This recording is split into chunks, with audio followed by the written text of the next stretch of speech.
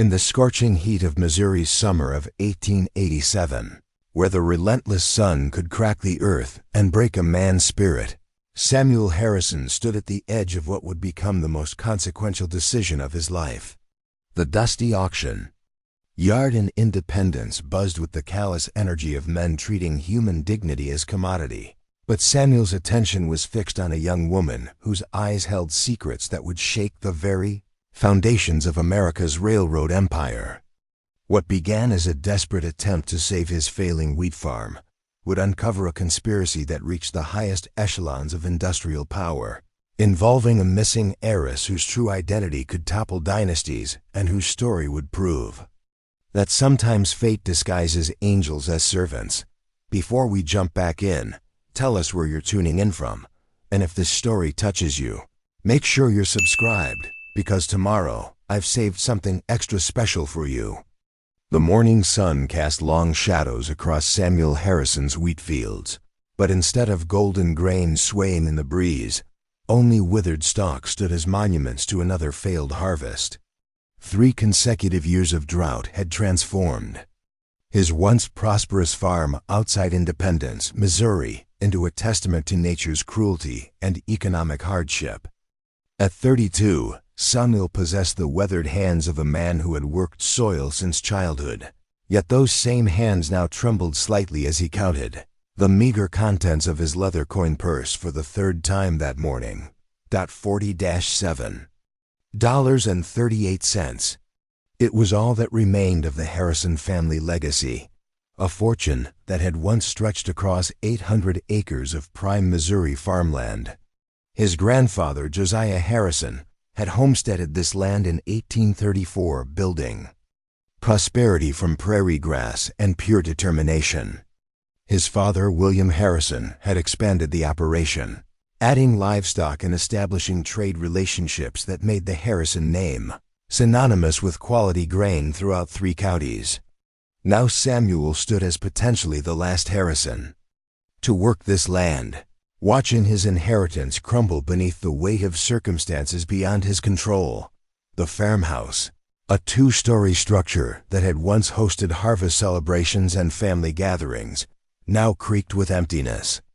Samuel's wife Mary had died giving birth to their stillborn son 2 winters ago, leaving him to face the mounting debts and failing crops alone.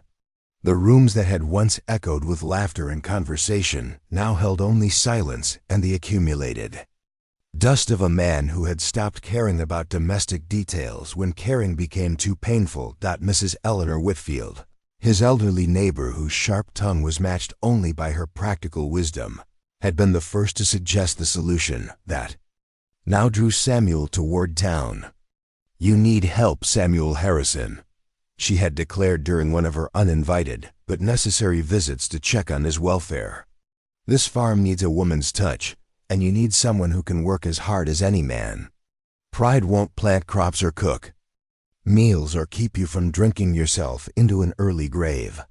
The suggestion had initially offended Samuel's sensibilities. A proper marriage should be based on affection and mutual respect, not economic necessity and purchased companionship. But as the bills mounted and his isolation deepened, practical considerations began to outweigh romantic ideals. The auction in Independence offered indentured servants, men and women working off debts or legal obligations, available for terms ranging from 1 year to permanent household placement. Samuel had spent 3 sleepless nights wrestling with the decision, pacing the empty rooms of his house while calculating costs and benefits with the same methodical approach he brought to crop rotation and livestock management. An indentured servant would cost significantly less than hired help, and unlike seasonal workers, would provide year-round assistance with both farm operations and domestic responsibilities.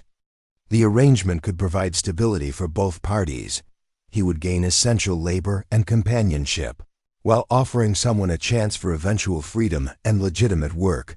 The morning of the auction found Samuel dressed in his finest clothes, though finest had become a relative term during his years of financial struggle.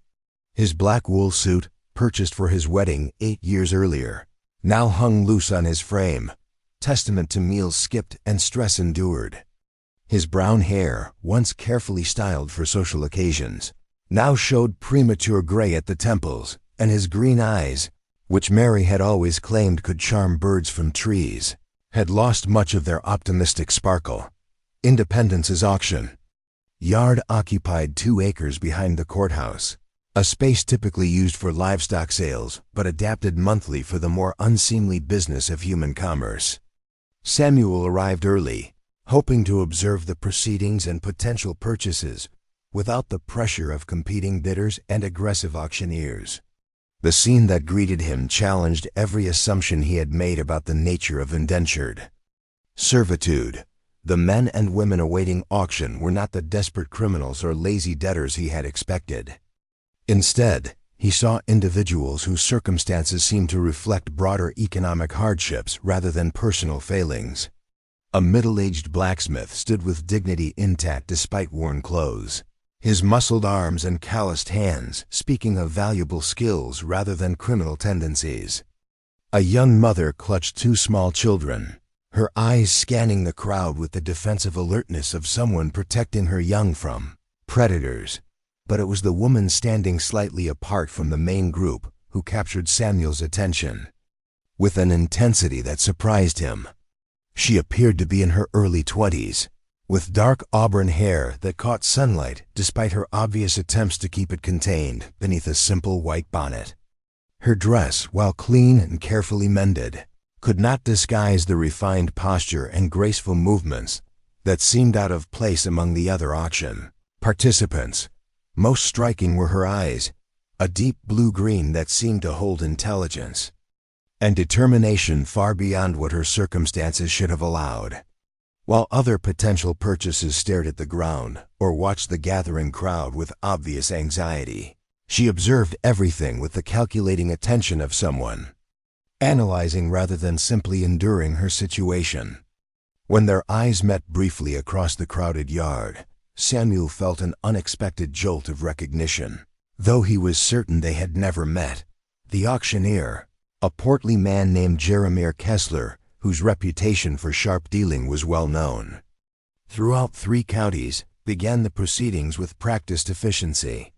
He presented each person with a brief description of their skills, debts, and terms of service, encouraging bidders to examine potential purchases as they would livestock or farm equipment. The process felt degrading to Samuel, who found himself questioning the morality of participating in such commerce despite his desperate circumstances. The blacksmith sold quickly to a mine owner from Kansas City who needed skilled metalwork for expanding operations. The young mother and her children were purchased by a hotel owner who claimed to need domestic help, but whose leering examination of the woman suggested less honorable intentions. Samuel watched each transaction with growing discomfort, recognizing that his participation in this system made him complicit in reducing human beings to economic commodities. When the auburn-haired woman stepped forward for presentation, the crowd's attention sharpened noticeably. Kessler introduced her as Catherine Mills, age 22, skilled in domestic arts, reading, writing, and basic bookkeeping, serving a 7-year indenture to satisfy family debts. Strong constitution, no known health problems, and suitable for household management or agricultural assistance. The description seemed deliberately generic, providing minimal information about her background or the nature of the debts requiring such an extensive service period. Samuel noticed that unlike previous presentations, Kessler seemed eager to move through her auction quickly, almost as if he were fulfilling an obligation rather than maximizing profit. Bidding began at $15, a surprisingly low starting price given her apparent skills and education. Samuel found himself raising his hand almost without conscious decision, motivated by something deeper than economic calculation.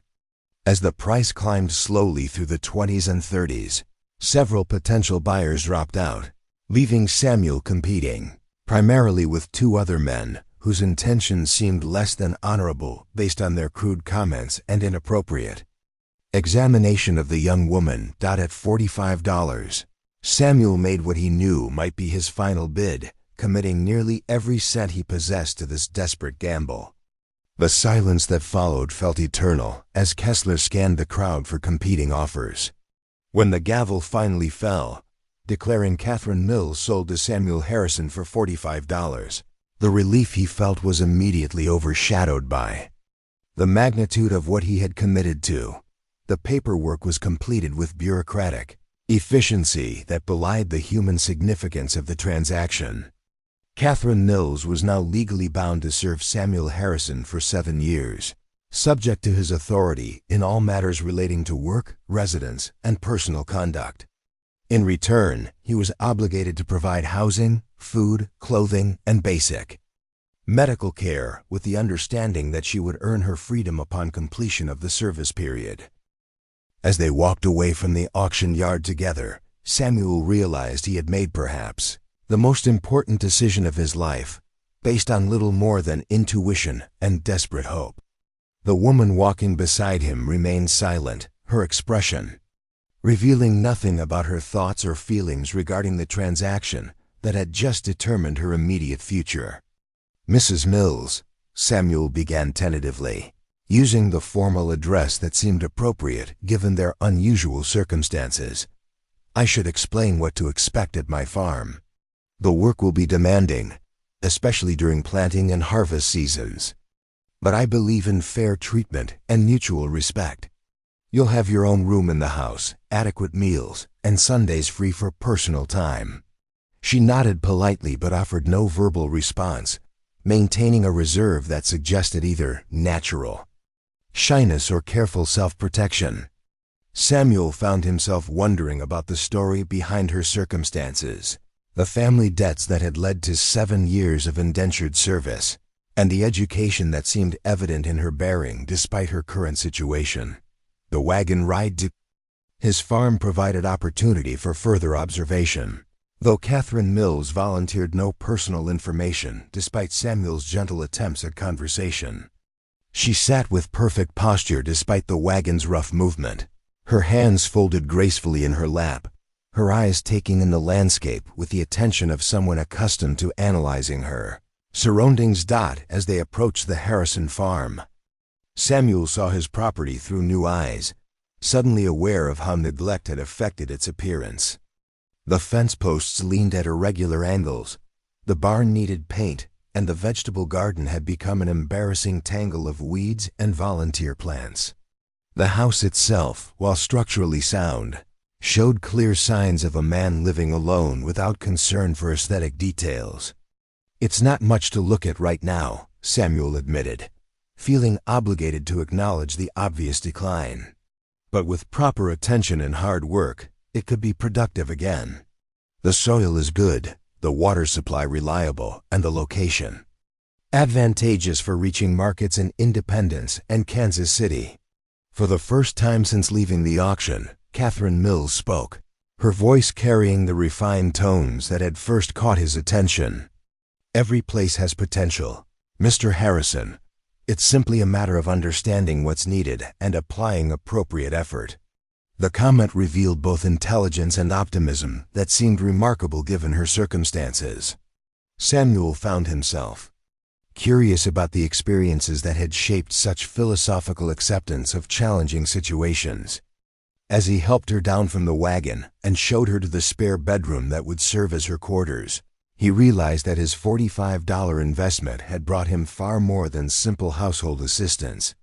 That evening, as Catherine Mills efficiently prepared a meal from ingredients that Samuel had barely managed to keep edible, he watched her move through his kitchen with the confidence of someone accustomed to managing domestic responsibilities.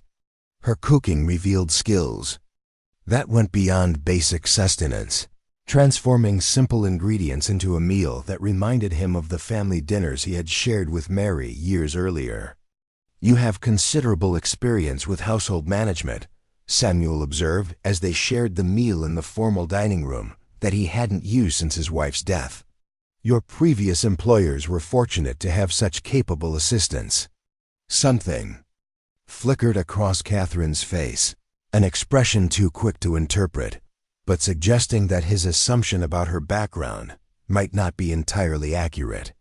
"I've always believed in doing any job well, regardless of circumstances," she replied diplomatically, neither confirming nor denying his speculation about her experience. As the evening progressed, and they discussed practical matters regarding farm operations and household routines, Samuel found himself increasingly intrigued by the contradictions in his new employee. Her knowledge of agricultural matters seemed theoretical rather than practical, yet her suggestions were intelligent and well-reasoned. Her domestic skills were clearly developed, but her manner suggested supervision rather than performance of menial tasks. Most puzzling was her reaction to his mention of the railroad expansion that was transforming Missouri's economy. When he mentioned the Missouri Pacific Railway's plans for new lines through their county, Catherine's attention became sharply focused, her questions revealing knowledge of railroad operations and financial structures that seemed far beyond what a domestic servant should possess. "The railroad brings both opportunities and challenges for farmers," Samuel explained, unaware of how intently she was listening. "Direct access to markets in St. Louis and Chicago could transform our economic prospects, but the railroad companies have considerable power to manipulate shipping rates and agricultural prices." "Yes," Catherine said thoughtfully, "the railroad barons wield tremendous influence over local economies. Some would say too much influence, given their ability to determine which communities prosper and which decline based solely on their business decisions." The comment revealed not only knowledge, but a perspective that suggested personal experience with railroad politics. Samuel found himself wondering once again about the circumstances that had led this clearly educated woman to 7 years of indentured servitude. As their first day together concluded and Catherine retired to her room, Samuel sat alone in his kitchen, feeling cautiously optimistic for the first time in months. The practical benefits of her assistance were already evident, but more importantly, he sensed that her presence might help heal the isolation and despair that had been slowly consuming him since Mary's death. What he couldn't have imagined was that the woman now sleeping in his spare bedroom carried secrets that would soon transform both their lives in ways neither could anticipate. The auction that had seemed like his last desperate gamble had actually been the first move in a game far larger and more dangerous than a struggling farmer could comprehend. Outside, Missouri's summer rain began to fall on the drought-stricken fields, and for the first time in 3 years, Samuel Harrison allowed himself to hope that better days might lie ahead. Preparing and narrating this story took us a lot of time, so if you are enjoying it, subscribe to our channel. It means a lot to us. Now back to the story. The transformation of the Harrison farm began at dawn the morning after Catherine's arrival, though Samuel would not recognize the full magnitude of what was happening until much later. He woke to the unfamiliar sounds of organized activity emanating from his kitchen, the clatter of pans and the rhythmic chopping of vegetables, creating a domestic symphony he hadn't heard since Mary's death. When he descended the stairs, still buttoning his work shirt, he found Catherine already dressed and engaged in what appeared to be a systematic reorganization of his entire food storage system. "Good morning, Mr. Harrison," she said without looking up from her careful examination of his pantry contents. "I trust you slept well. I've taken the liberty of assessing our available ingredients and supplies. We'll need to make some strategic purchases in town to properly stock the household." Samuel paused in the doorway, struck by her use of the word "our" and the casual authority with which she had assumed responsibility for household management. Most servants, even skilled ones, would have waited for explicit instructions before making changes to established routines. Catherine's immediate assumption of management duties suggested either remarkable confidence or previous experience in positions of significant responsibility. The kitchen itself had been transformed overnight. Surfaces that Samuel had allowed to accumulate grime and clutter now gleamed with cleanliness. organized with an efficiency that spoke of systematic thinking rather than simple tidiness. More intriguingly, Catherine had arranged the space according to principles that seemed designed for feeding large groups rather than maintaining a bachelor household. "You certainly work efficiently," Samuel observed, accepting the cup of coffee she offered. The brew was stronger and more flavorful than anything he had managed to produce using the same beans and equipment. "Have you managed large households?" "Before." Catherine's pause was almost imperceptible, but Samuel caught the brief hesitation before she responded. "I've had experience with various domestic arrangements. Efficiency becomes necessary when resources are limited and expectations are high." The diplomatic non-answer only deepened Samuel's curiosity about her background. Throughout the morning, as they worked together to repair fence posts damaged by winter storms, he continued to observe behaviors that seemed inconsistent with her supposed circumstances. Catherine examined the fence line with the eye of someone evaluating property rather than simply following instructions. Her questions about property boundaries, water rights, and soil composition revealed knowledge typically possessed by landowners rather than domestic servants. Most tellingly, when a messenger arrived with a telegram addressed to Samuel, Catherine's reaction was immediate and intense. The young man wore the distinctive uniform of the Missouri Pacific Railway's Communications Division, and the moment Catherine saw the company insignia, her face went pale and she moved quickly to position herself where she could observe the transaction without being easily seen. The telegram itself was routine business correspondence from a grain dealer in Kansas City inquiring about potential wheat sales, but Catherine's behavior suggested she had expected something far more significant. After the messenger departed, she remained unusually quiet, performing her tasks with mechanical precision while clearly lost in troubled thoughts. "Is everything all right, Mrs. Mills?" Samuel asked during their midday meal. "You seem distracted." "Since the telegram arrived." Catherine's fork paused halfway to her mouth, and for a moment Samuel thought she might confide whatever was troubling her. Instead, she offered another carefully neutral response. "Unexpected communications can be unsettling when one's circumstances are complicated. I apologize if my distraction has affected my work." That afternoon brought their first trip to Independence together, a journey necessitated by Catherine's assessment that the household required immediate restocking of basic supplies. Samuel hitched his most reliable horse to the wagon, noting how Catherine examined the animal with the practiced eye of someone accustomed to evaluating quality horseflesh. Her obvious familiarity with fine horses added another piece to the puzzle of her true background. The ride into town provided Samuel with his first glimpse of how Catherine interacted with the broader community. Her demeanor changed subtly as they approached Independence's main street, becoming more guarded and alert.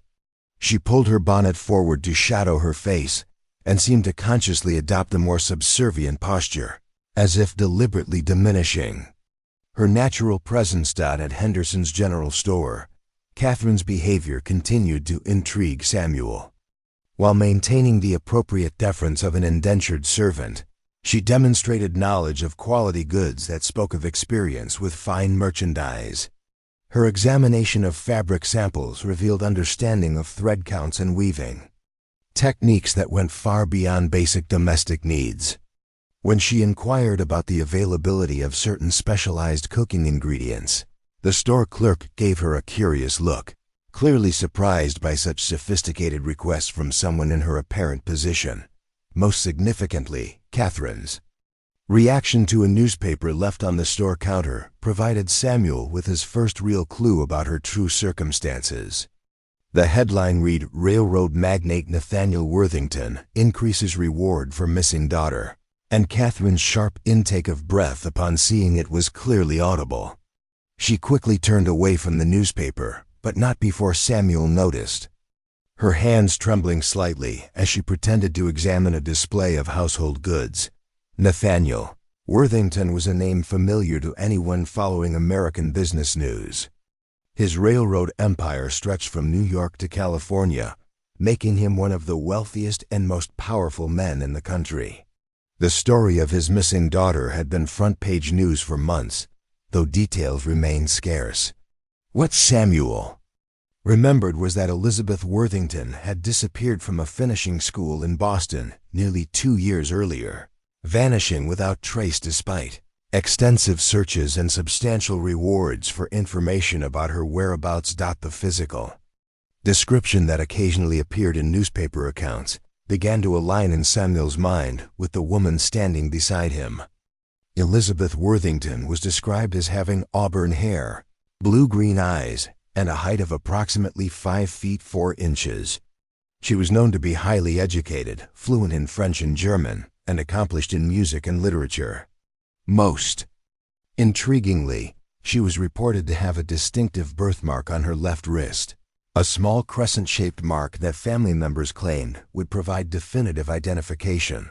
Samuel found his eyes drawn to Catherine's wrists, but her long sleeves concealed any marks that might be present. The possibility that he had unknowingly purchased the daughter of one of America's most powerful railroad barons seemed fantastical, yet the accumulating evidence was becoming difficult to ignore. Their shopping completed, Samuel and Catherine loaded their supplies into the wagon while he wrestled with whether to voice his suspicions. The ethical implications were staggering. If Catherine Mills was indeed Elizabeth Worthington, then she was not legally subject to indenture, and his $45 purchase had been based on fraudulent documentation. More concerning was the question of why the daughter of a railroad magnate would choose to live as an indentured servant rather than returning to her family and fortune. The return journey to the farm provided Samuel with an opportunity to probe gently for more information. That newspaper headline about the missing railroad heiress was quite dramatic, he said casually. I've been following that story for months. Tragic when families are separated by circumstances beyond their control. Catherine's response was carefully measured, but Samuel detected underlying tension in her voice. Yes, family separations can be complicated. Sometimes what appears to be a disappearance might actually be a deliberate choice to escape circumstances that others wouldn't understand. The comment suggested personal knowledge that went beyond casual newspaper reading. Samuel pressed slightly further. I suppose someone with that much wealth and family connections would have resources to resolve almost any problem. Hard to imagine what could drive someone to abandon such advantages. Wealth and family connections don't guarantee freedom or happiness, Catherine replied with unexpected bitterness. Sometimes they create obligations and expectations that become unbearable. A gilded cage is still a cage, Mr. Harrison.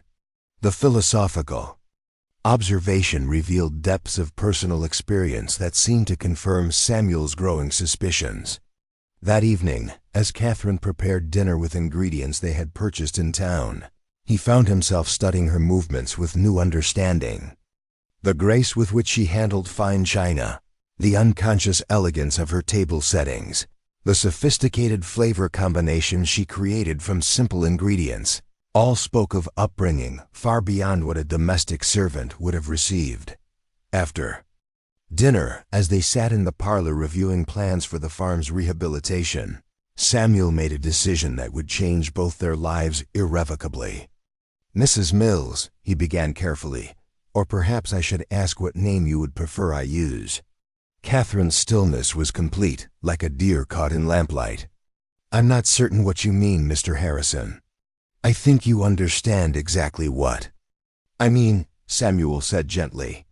The question is whether you trust me enough to be honest about your circumstances. I have no intention of betraying anyone's confidence, but I believe honesty would serve us both better than continued pretense.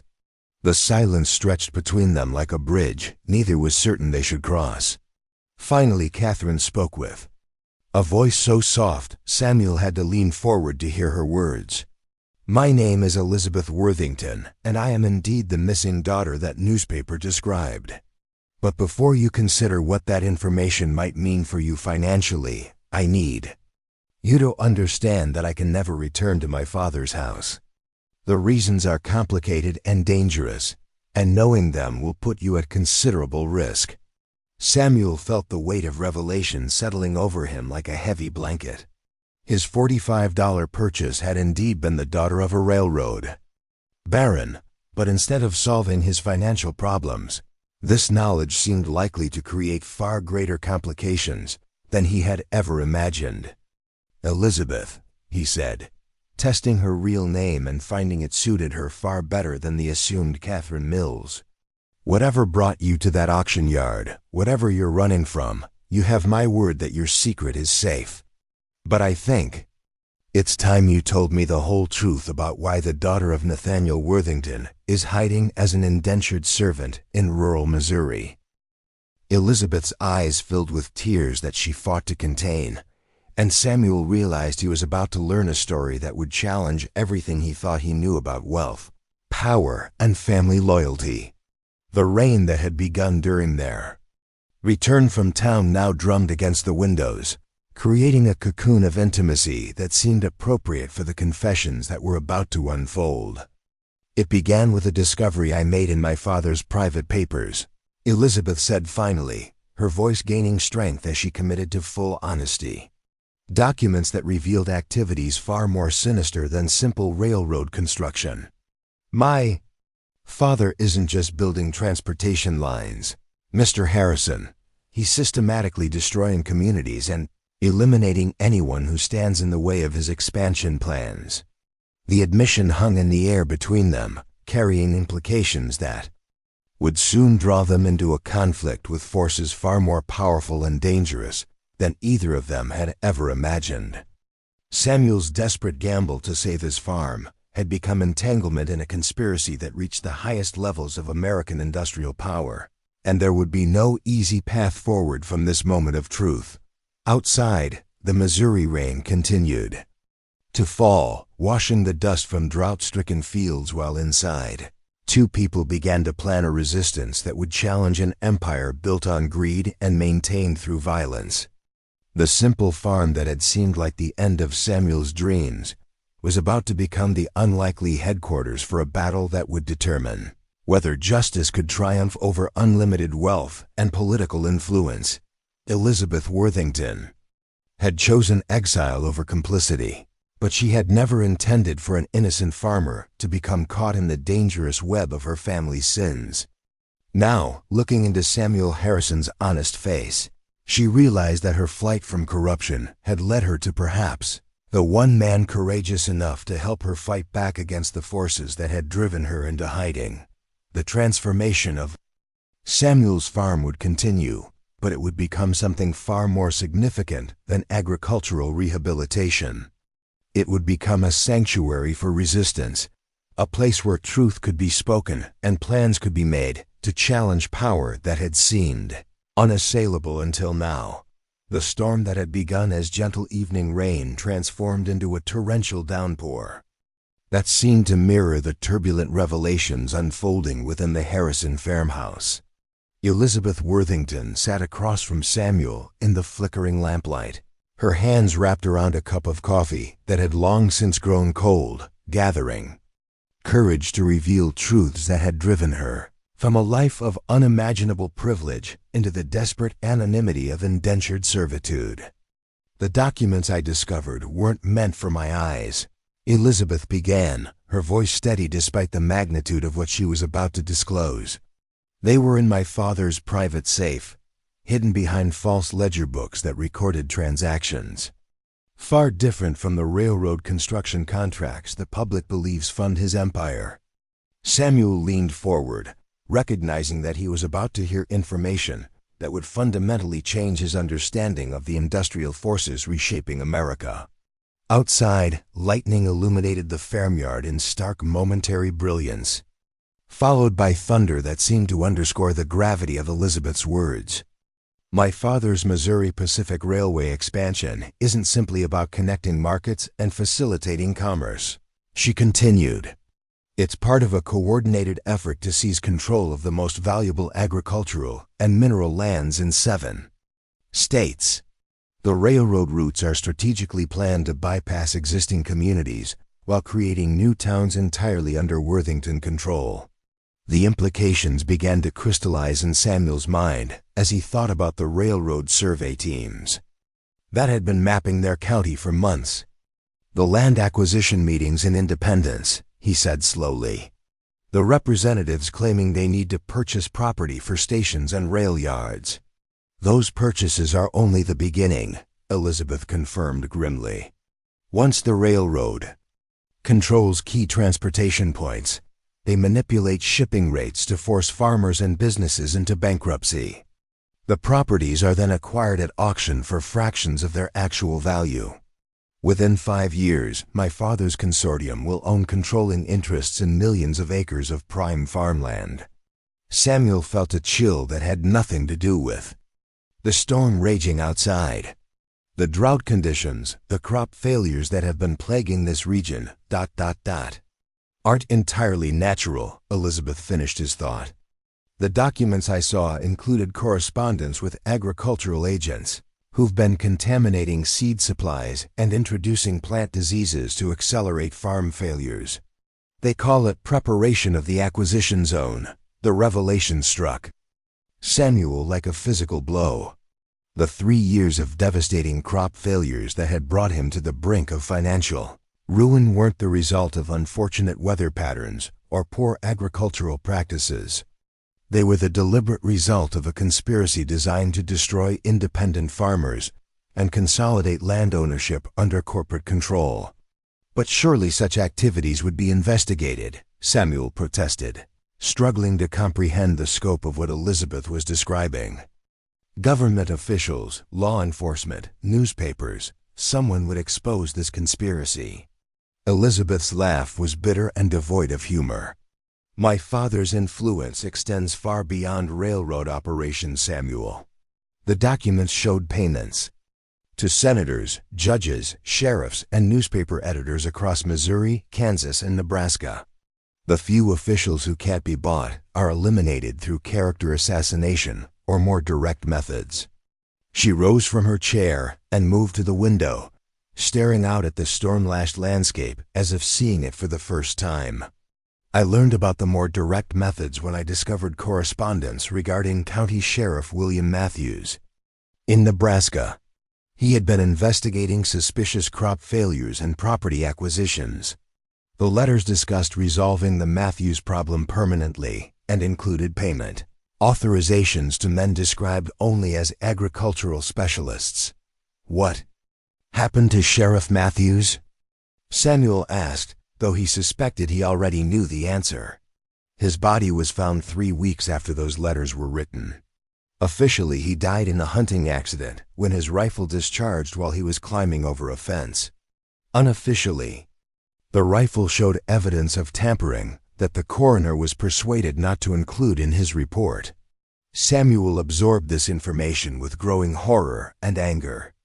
The systematic corruption Elizabeth described represented a betrayal of every principle upon which American democracy was supposedly founded.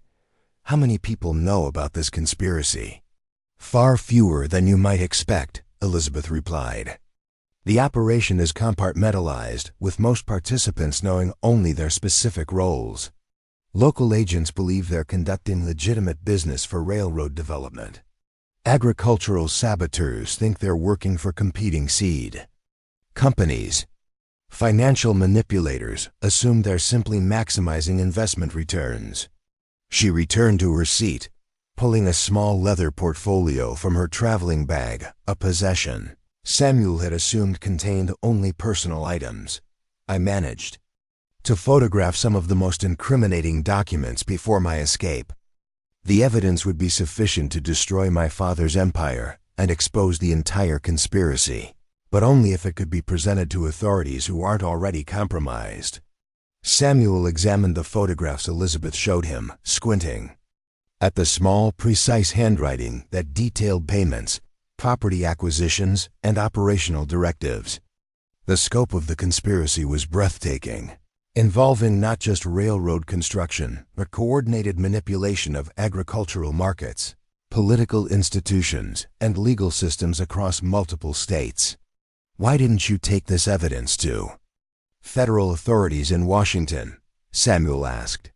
Surely corruption of this magnitude would concern officials at the highest levels of government. Because some of those federal authorities are listed among my father's beneficiaries, Elizabeth replied grimly. Railroad development policy is shaped by men who receive regular payments from Worthington interests. The very officials who should be investigating such activities are financially dependent on their continuation. The rain continued its relentless assault on the farmhouse roof, creating a rhythm that seemed to emphasize the isolation of their situation. Samuel realized that Elizabeth's presence in his home represented not just personal risk but potential involvement in a conflict with adversaries possessing unlimited resources and no apparent moral constraints. How did you escape? He asked.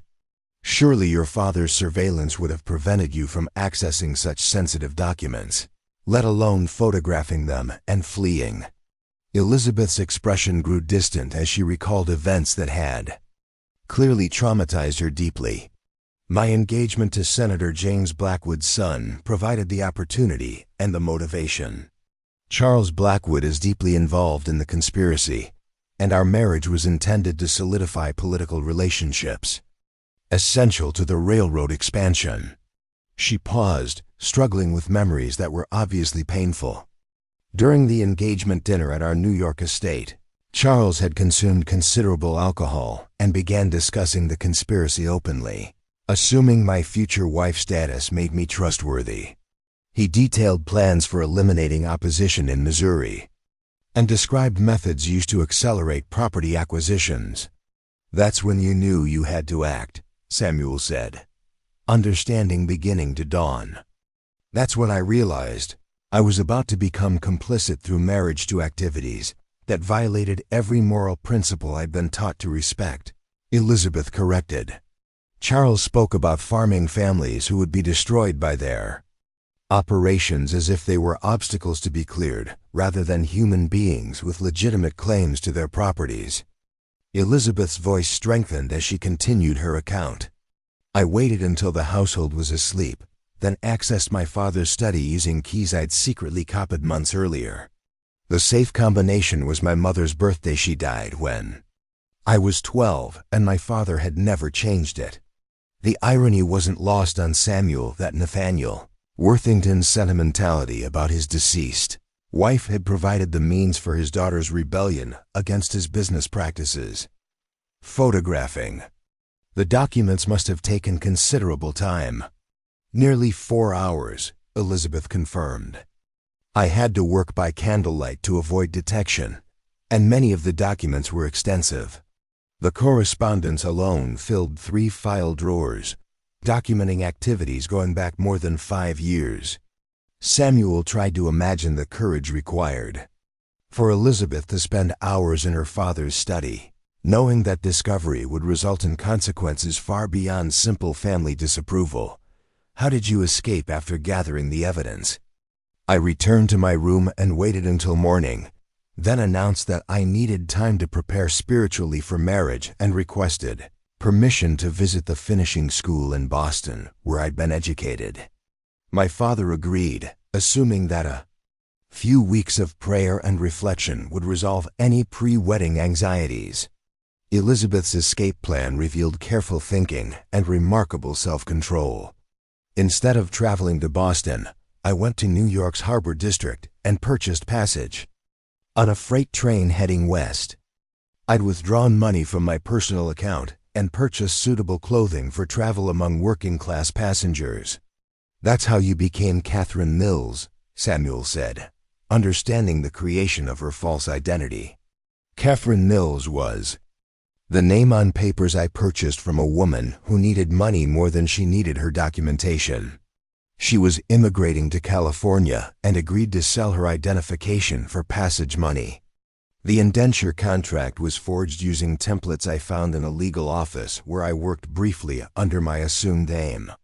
The methodical nature of Elizabeth's escape impressed Samuel with its thoroughness and determination. You planned to hide Indefinitely, as an indentured servant?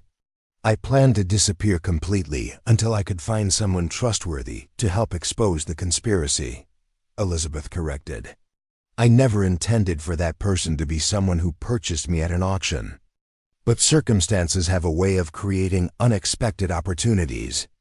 Samuel considered the implications of everything Elizabeth had revealed. Her presence in his home now represented far more than assistance with farm operations or companionship during his isolation. She carried evidence that could topple one of America's most powerful business empires. But using that evidence would require confronting adversaries who had already demonstrated their willingness to use violence against opposition. What do you propose we do with this information? Samuel asked, though he suspected he already knew the answer. We expose it, Elizabeth said with quiet determination. We find journalists and government officials who can't be bought, present the evidence, and ensure that the conspiracy becomes public knowledge before more families lose their farms and livelihoods. The simplicity of her proposal belied the enormous challenges they would face. Your father's reach extends across multiple states and includes law enforcement, political officials, and news organizations. How do we identify trustworthy allies without exposing ourselves to retaliation? Elizabeth smiled for the first time since beginning her revelations, and Samuel caught a glimpse of the formidable intelligence and determination that had enabled her to penetrate her father's security and escape his influence. We start locally and build carefully. Not every official in Missouri is corrupt, and not every newspaper editor is compromised. We identify honest people and provide them with evidence they can't ignore. Samuel realized that his desperate purchase of household help had evolved into partnership in a crusade against corruption that could reshape American industrial development. The failing farm that had seemed like the end of his family's legacy was about to become the unlikely headquarters for resistance against forces far more powerful than any individual could challenge alone. There's something else you should know, Elizabeth said, her expression growing grave once again. My father's agents are searching for me, and they're offering substantial rewards for information about my whereabouts. Eventually, someone will recognize me despite my efforts at concealment. The storm outside was beginning to subside, but Samuel understood that the real tempest was just beginning. His choice to trust Elizabeth Worthington had committed him to a conflict with adversaries possessing unlimited resources and no apparent scruples about using violence to protect their interests. Then we'd better work quickly, Samuel said, surprising himself with his calm acceptance of the dangers ahead. How do we begin exposing a conspiracy this extensive without getting ourselves killed in the process? As Elizabeth began outlining her strategy for identifying trustworthy allies and presenting evidence safely, Samuel realized that his life had been irrevocably changed by $45 and a desperate gamble. The simple farmer he had been yesterday was gone, replaced by someone committed to fighting for justice regardless of the personal cost. The Harrison farm would indeed be saved, but not through agricultural success or financial recovery. It would be preserved as a monument to the courage required to challenge unlimited power, with nothing more than truth and determination. The morning after, Elizabeth's revelations dawned clear and bright, as if the storm had washed away more than just the dust from Samuel's drought-stricken fields. Standing in his kitchen, watching Elizabeth prepare breakfast with the same efficiency she brought to everything else, Samuel marveled at how dramatically his world had changed in less than 72 hours. 3 days ago, he had been a failing farmer facing bankruptcy and isolation. Now he was a co-conspirator in what might become the most significant challenge to corporate corruption in American history. Elizabeth had spent the early morning hours organizing her evidence, spreading the photographed documents across Samuel's dining room table like a general planning a military campaign. The sheer volume of incriminating material was overwhelming: correspondence detailing bribery payments, operational directives for agricultural sabotage, property acquisition strategies, and most chillingly, discussions of permanent solutions for individuals who posed threats to the conspiracy. Our first priority must be establishing secure communication with potential allies, Elizabeth explained as they reviewed their strategy over coffee. We need journalists, government officials, and business leaders who are both trustworthy and positioned to act on the evidence we provide. Samuel studied the carefully arranged photographs, noting the meticulous nature of Elizabeth's documentation. How do we identify people who can't be compromised? Your father's influence seems to extend everywhere. Not everywhere, Elizabeth corrected, pulling out a small notebook filled with names and observations. During my 2 years in Boston, I made connections with reform-minded individuals who've been investigating corporate corruption independently. Professor Marcus Dewey at Harvard Law School has been documenting railroad monopoly practices. Journalist Catherine Powell of the Boston Herald has published exposés on political bribery. Senator Robert LaFollette from Wisconsin has been advocating for railroad regulation. The mention of Senator LaFollette caught Samuel's attention. I've read about his speeches in Congress. He seems genuinely committed to challenging corporate power. More importantly, he's one of the few senators not receiving payments from my father's organization, Elizabeth said grimly. According to the correspondence I photographed, they've tried repeatedly to compromise him through various means. But he's proven incorruptible. Samuel felt a flicker of hope at the prospect of allies with genuine integrity. How do we make contact without exposing our location or putting them in danger? Elizabeth's smile revealed careful planning that impressed Samuel with its sophistication. We don't contact them directly. Instead, we create a network of intermediaries who can relay information without knowing our identities or location. I've already identified several possibilities. She opened a detailed map of Missouri and surrounding states, marking locations with different colored pins. Thomas Brennan owns the newspaper in Jefferson City. He's been investigating suspicious property sales and has published articles questioning the railroad's land acquisition practices. Margaret O'Sullivan runs a telegraph office in St. Louis and has personally witnessed attempts to bribe communications operators. Father Michael Donnelly in Kansas City has been documenting the displacement of farming families. Samuel studied the marked locations, recognizing the strategic thinking behind Elizabeth's selections.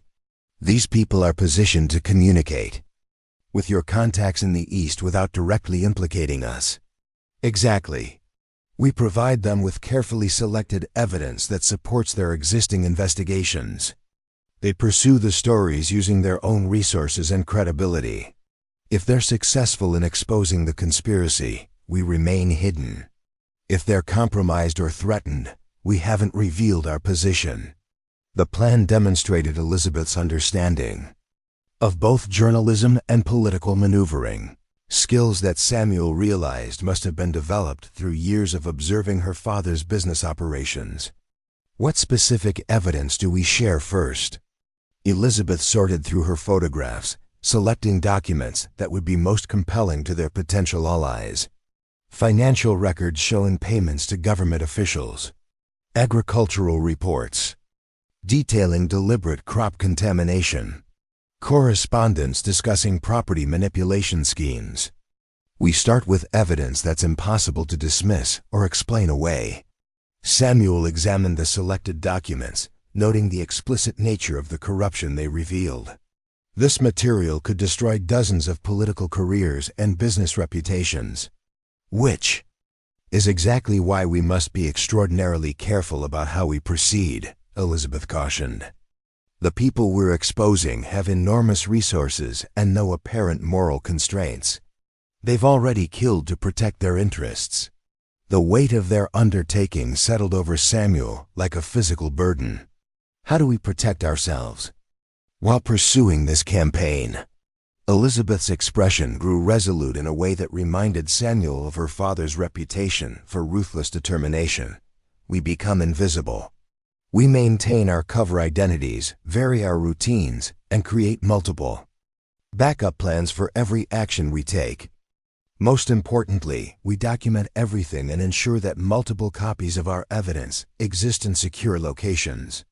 Over the following days, Samuel watched Elizabeth transform his farm into a remarkably sophisticated intelligence operation, established a schedule for monitoring newspaper coverage, telegraph communications, and railroad activities throughout the region. The spare bedroom that had been her quarters became a communication center where she tracked developments related to their investigation. Their first contact was Thomas Brennan, the Jefferson City newspaper editor whose previous articles had already attracted attention from railroad interests. Elizabeth crafted a carefully worded letter presenting herself as a concerned citizen who had obtained evidence of corporate malfeasance.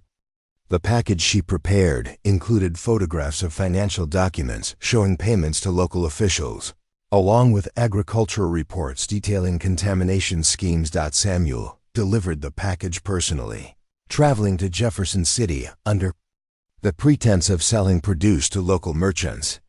The 40-mile journey by wagon provided him with opportunities to observe railroad, survey activities, and assess the extent of corporate presence in the region.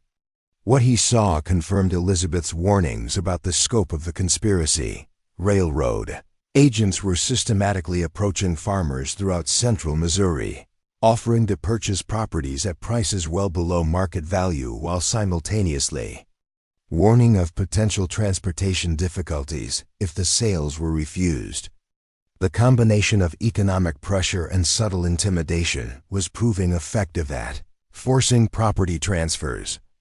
Thomas Brennan proved to be exactly the ally Elizabeth had hoped to find. A man in his 50s with the ink-stained fingers of a working journalist, Brennan examined the evidence Samuel provided with the focused attention of someone who recognized its significance. His questions were intelligent and probing, designed to verify authenticity rather than dismiss uncomfortable truths. "This documentation supports suspicions I've harbored for months," Brennan said after reviewing the materials.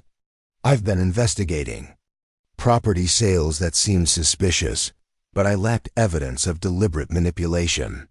These documents provide the proof I needed." Samuel maintained his cover as a concerned farmer who had obtained the evidence through unspecified sources. But Brennan's skeptical intelligence suggested he suspected there was more to the story. "Can you use this information safely? We've heard that railroad interests have considerable influence over local news coverage." Brennan's laugh was grim but determined.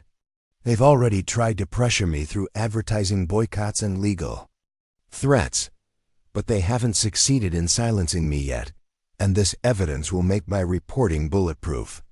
Corporate corruption of this magnitude can't be ignored or suppressed indefinitely." The success of their first contact energized both Samuel and Elizabeth, providing proof that their strategy could work despite the enormous risks involved. Brennan's subsequent articles in the Jefferson City Herald created exactly the response they had hoped for, attracting attention from newspapers throughout Missouri, while generating demands for official investigations. Their second ally proved to be Margaret O'Sullivan, the St. Louis telegraph operator, whose position provided unique insights into communication patterns and potential surveillance activities. Elizabeth's approach to O'Sullivan was more direct, presenting herself as a former railroad employee who had discovered evidence of systematic corruption. O'Sullivan's reaction to the evidence was immediate and visceral. "I've been watching suspicious telegraph traffic for months," she confided during Samuel's visit to her office. "Messages between railroad officials and government representatives that clearly involved improper coordination. I documented what I could, but I needed proof of criminal activity." The partnership with O'Sullivan provided Elizabeth and Samuel with invaluable intelligence about their adversaries' communications and activities. Through her position in the telegraph office, O'Sullivan could monitor messages related to the investigation while providing early warning of potential threats to their safety. Father Michael Donnelly in Kansas City represented their most strategically. Important contact, given his connections to both displaced farming families and reform-minded clergy throughout the region. The Catholic Church's growing concern about corporate concentration and social justice issues made Donnelly a natural ally for their cause. Donnelly's response to their evidence exceeded even Elizabeth's optimistic expectations. This documentation explains patterns I've been observing for over a year, he said after reviewing the materials Samuel provided. Families arriving in Kansas City after losing their farms to suspicious circumstances. Stories of crop failures that seemed deliberately caused, property seizures that benefited railroad interests. The priest's connections proved invaluable for expanding their network of allies and informants. Through church channels, Donnelly could communicate with reform activists, sympathetic journalists, and honest government officials throughout Missouri and neighboring states without attracting the attention that secular political contacts might generate. Within 2 weeks of initiating their campaign, Elizabeth and Samuel had established a functioning resistance network that was beginning to expose the conspiracy from multiple directions simultaneously. Brennan's newspaper articles were being reprinted by publications throughout the Midwest. O'Sullivan's Telegraph Intelligence was revealing the railroad's responses to increasing scrutiny. Donnelly's church connections were mobilizing religious leaders to speak out against corporate abuse of farming families, but their success was also generating exactly the response Elizabeth had warned Samuel to expect. Railroad agents were making increasingly aggressive attempts to identify the sources of leaked information. Government officials who had been receiving bribery payments were launching investigations designed to locate and silence whistleblowers rather than expose corruption. Most ominously, O'Sullivan reported telegraph messages discussing enhanced security measures and elimination of information sources that suggested the conspiracy's leadership was preparing to use violence against their opposition. We've succeeded in creating pressure that's forcing them to respond, Elizabeth observed as they reviewed intelligence reports in the security of Samuel's kitchen. But that also means we've become high-priority targets for retaliation. Samuel felt the weight of responsibility for Elizabeth's safety pressing down on him like a physical burden. Should we consider withdrawing from active operations? We've already provided enough evidence for others to continue the investigation. Elizabeth's response revealed the steel determination that had enabled her to escape her father's influence and commit herself to exposing his crimes. Withdrawing now would be betraying everyone who's risked their safety to help us. Besides, we're the only ones who possess the complete picture of the conspiracy. Without our continued involvement, the investigation might expose individual crimes without revealing the full scope of the corruption. That evening, as autumn rain began to fall on fields that were finally showing signs of recovery from years of deliberate sabotage, Samuel and Elizabeth made plans for the next phase of their campaign. They would expand their network to include contacts in other states, while beginning direct communication with federal officials who might be positioned to take action against the conspiracy.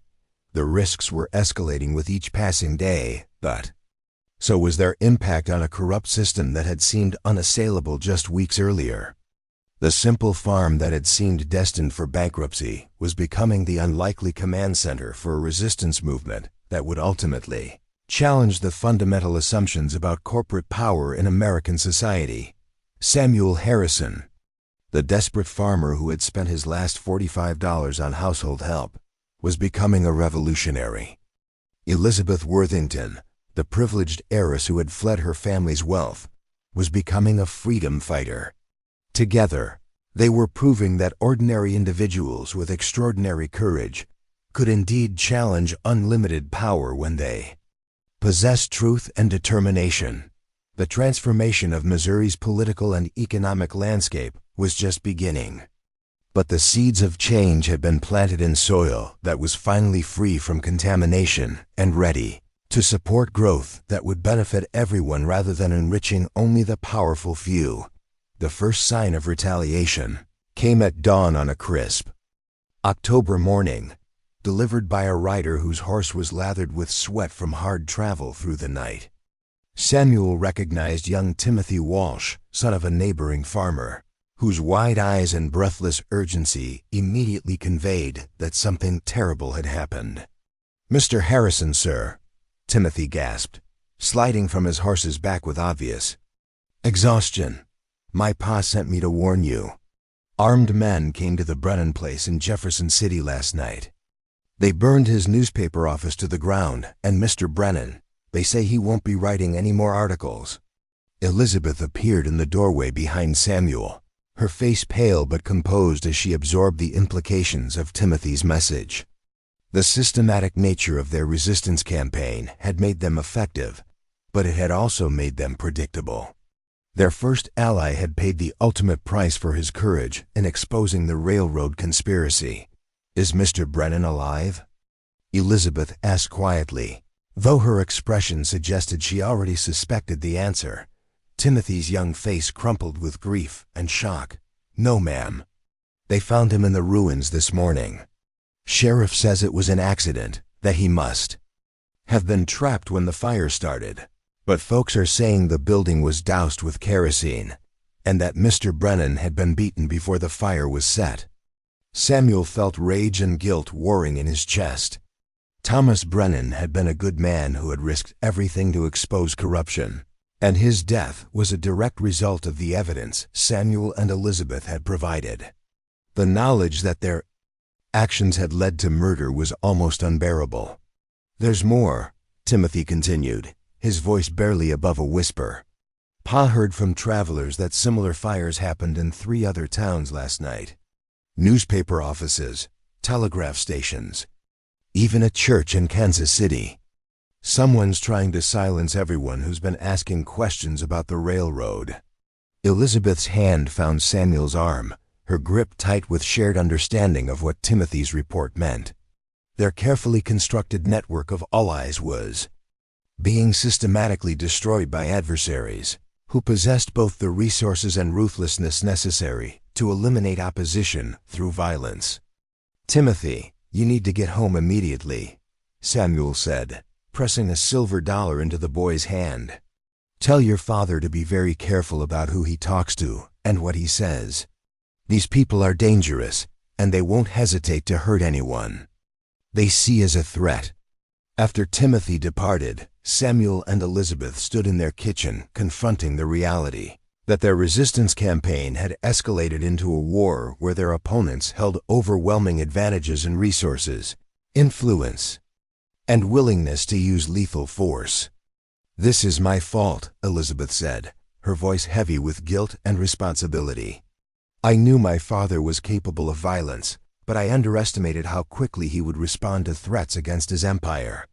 Samuel turned to face her, seeing in her eyes the same mixture of grief and determination that he felt in his own heart. Thomas Brennan made his own choice to publish those articles. He knew the risks, and he decided that exposing the truth was worth the danger. Blaming ourselves won't honor his sacrifice or protect the other people who are depending on us. Elizabeth nodded, but Samuel could see that Brennan's death had shaken her confidence in their ability to challenge such powerful adversaries without getting more innocent people killed.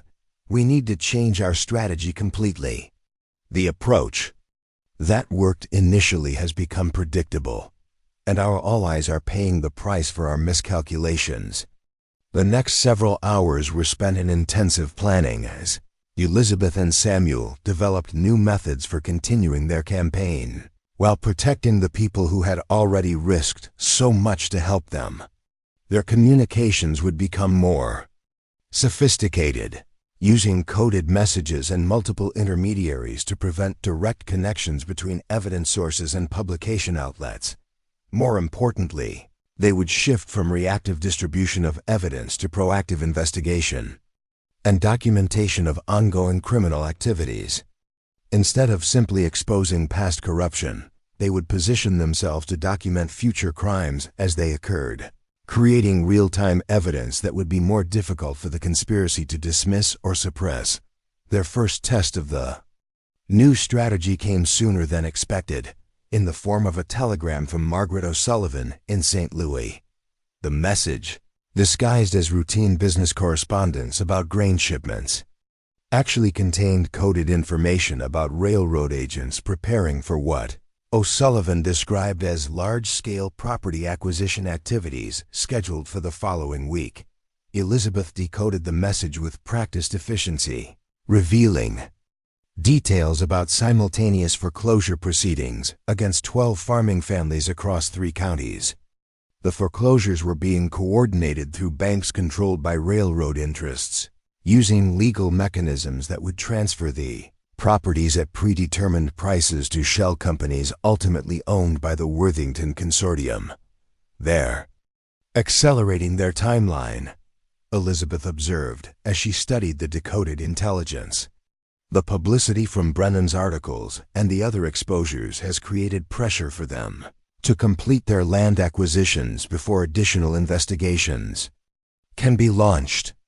Samuel recognized several of the targeted farmers as neighbors and friends whose circumstances mirrored his own recent financial struggles. These families don't know they're being deliberately driven into bankruptcy.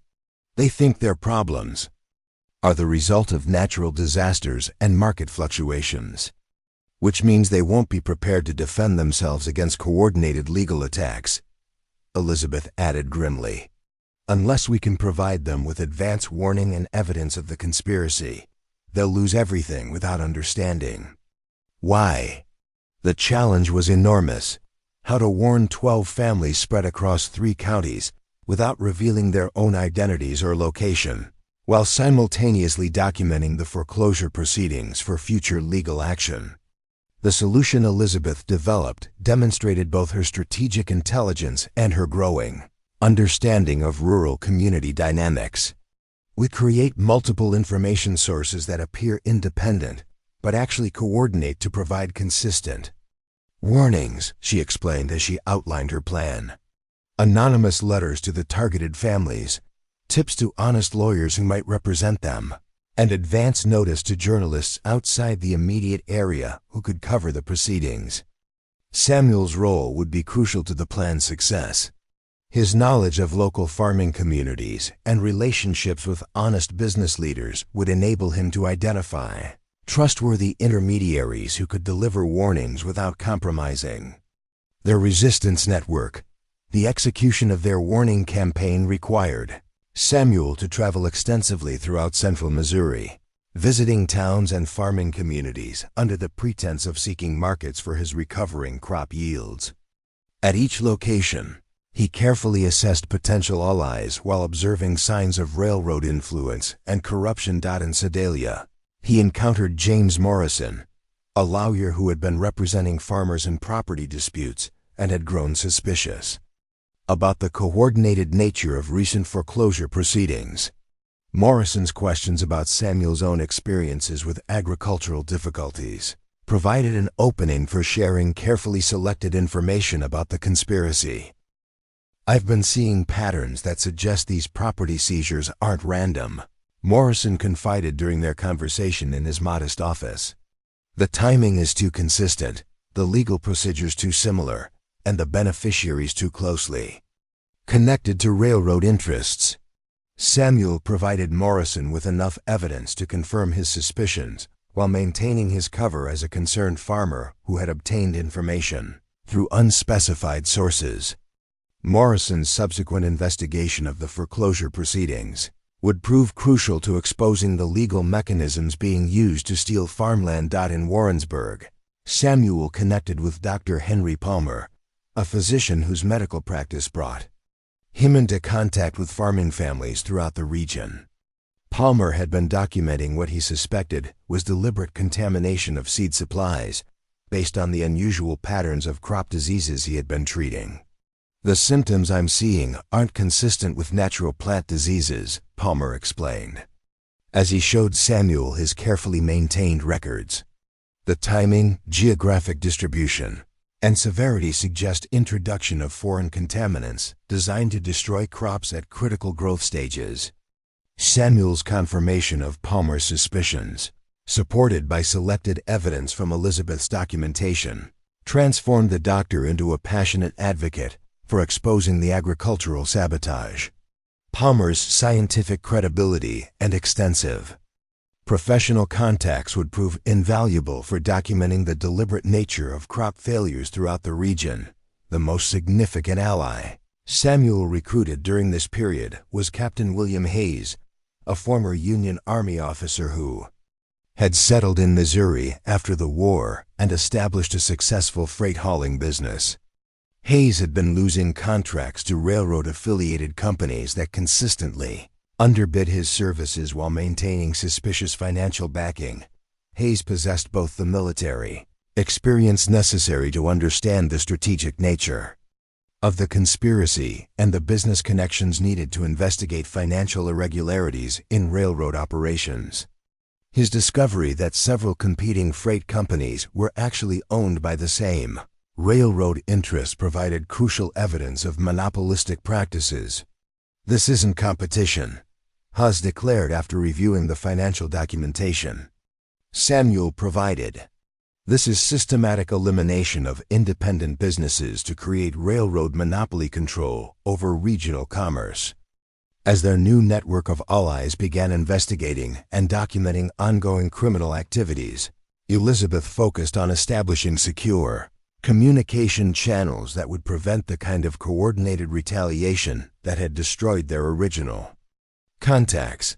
Her solution involved creating multiple layers of intermediaries, each knowing only their specific role in the larger operation. Local church networks proved particularly valuable for this purpose, as clergy members possessed both community trust and communication systems that extended across state lines. Father Donnelly's survival of the Kansas City attacks had made him even more committed to exposing the conspiracy, and his connections with other reform-minded priests created opportunities for expanding their resistance movement beyond Missouri. Effectiveness of their new approach became evident when they successfully warned all 12 targeted farming families about the impending foreclosure proceedings, while simultaneously positioning journalists and lawyers to document the coordinated legal attacks. The resulting publicity and legal challenges forced the railroad interests to postpone their property seizures while dealing with unexpected scrutiny. More importantly, their documentation of the foreclosure conspiracy provided evidence that connected local property manipulation schemes to the broader pattern of corporate corruption. Federal investigators who had been skeptical about claims of systematic railroad malfeasance were forced to acknowledge that the coordination between banks, courts, and railroad companies suggested criminal conspiracy rather than legitimate business activities. The success of their evolved strategy came with escalating personal risks. Samuel began noticing unfamiliar riders surveying his property from distant hilltops. Elizabeth observed suspicious characters in Independence during their supply runs, men whose questions about recent arrivals and local residents suggested they were conducting systematic searches for fugitives. Most ominously, they received indirect warnings through their network that bounty hunters, specializing in locating missing persons, had been retained by railroad interests. The substantial rewards being offered for information about Elizabeth's whereabouts had attracted professional manhunters whose methods were reportedly both thorough and ruthless. "We're approaching a critical decision point," Elizabeth observed, as they reviewed intelligence reports in the security of Samuel's farmhouse. "Our resistance campaign has been successful enough to force my father's organization into increasingly desperate responses. But that also means they'll be focusing maximum resources on locating and eliminating us." Samuel felt the weight of responsibility pressing down on him like a physical burden. "Are you suggesting we should withdraw from active operations?" Elizabeth's response revealed the fundamental transformation she had undergone since arriving at his farm as a purchase servant. "I'm suggesting we prepare for the final phase of our campaign. We've gathered enough evidence and established sufficient network support to expose the entire conspiracy. But doing so will require us to emerge from hiding and present ourselves as witnesses in public proceedings. The implications were stagger. Revealing their identities and location would make them immediate targets for retaliation. But it might also be the only way to ensure that the evidence they had gathered would be properly presented and acted upon. As autumn deepened toward winter, and the first snow began to dust the Missouri landscape, Samuel and Elizabeth prepared for what they both understood might be their final gamble in the struggle against unlimited corporate power. The simple farmer and the railroad heiress had become revolutionaries, but revolution required sacrifices that neither had fully anticipated when their unlikely partnership began. The transformation of Samuel's farm from failing agricultural operation to resistance headquarters was complete, but its ultimate legacy would depend on whether two individuals with extraordinary courage could survive long enough to see justice triumph over corruption. Winter arrived early in Missouri that year, blanketing the countryside in snow that muffled sounds and created a deceptive sense of peace across the landscape. But within the Harrison farmhouse, the atmosphere crackled with tension as Samuel and Elizabeth prepared for what they both understood would be the decisive confrontation with forces that had grown increasingly desperate to silence them. The intelligence that reached them through Father Donnelly's church network was deeply troubling. Nathaniel Worthington himself had arrived in Kansas City 3 days earlier, accompanied by a private security force that local authorities described as railroad investigators, but which eyewitness accounts suggested were armed men with military bearing and no apparent regard for local law enforcement jurisdiction.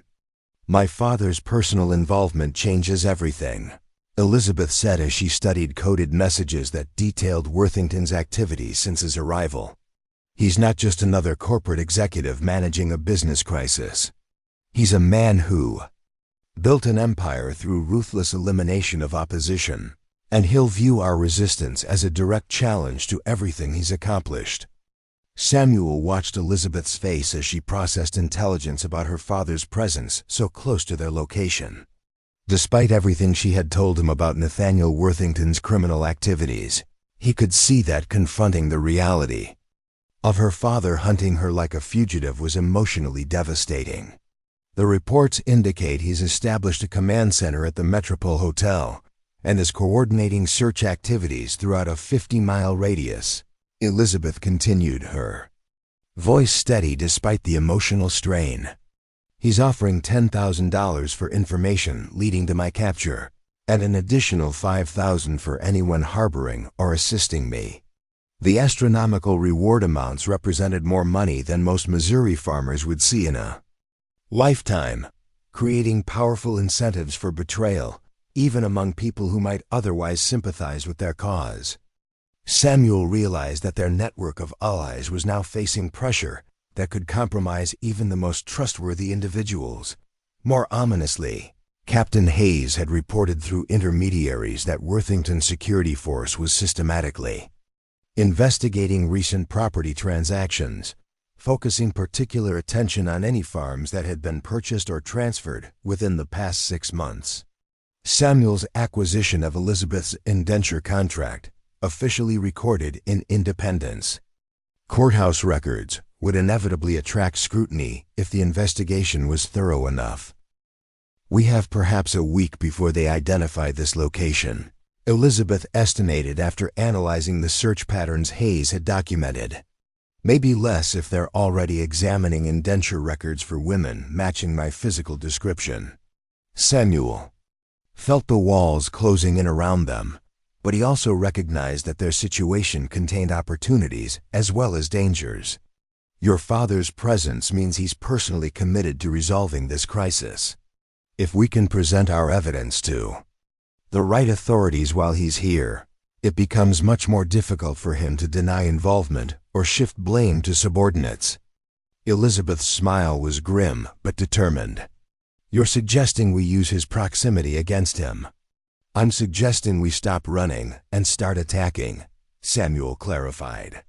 "We've spent months gathering evidence and building networks. It's time to use those resources to force a confrontation on our terms, rather than constantly reacting to his initiatives."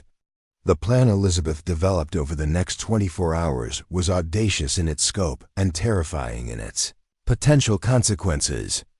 Instead of continuing to hide while gathering intelligence, they would coordinate simultaneous public exposure of the conspiracy in multiple locations, timing the revelations to occur while Nathaniel Worthington was present in Missouri and unable to claim ignorance of the criminal activities being conducted in his name. Dr. Palmer would present his documentation of agricultural sabotage to a medical conference in St. Louis, providing scientific evidence that crop failures had been deliberately caused.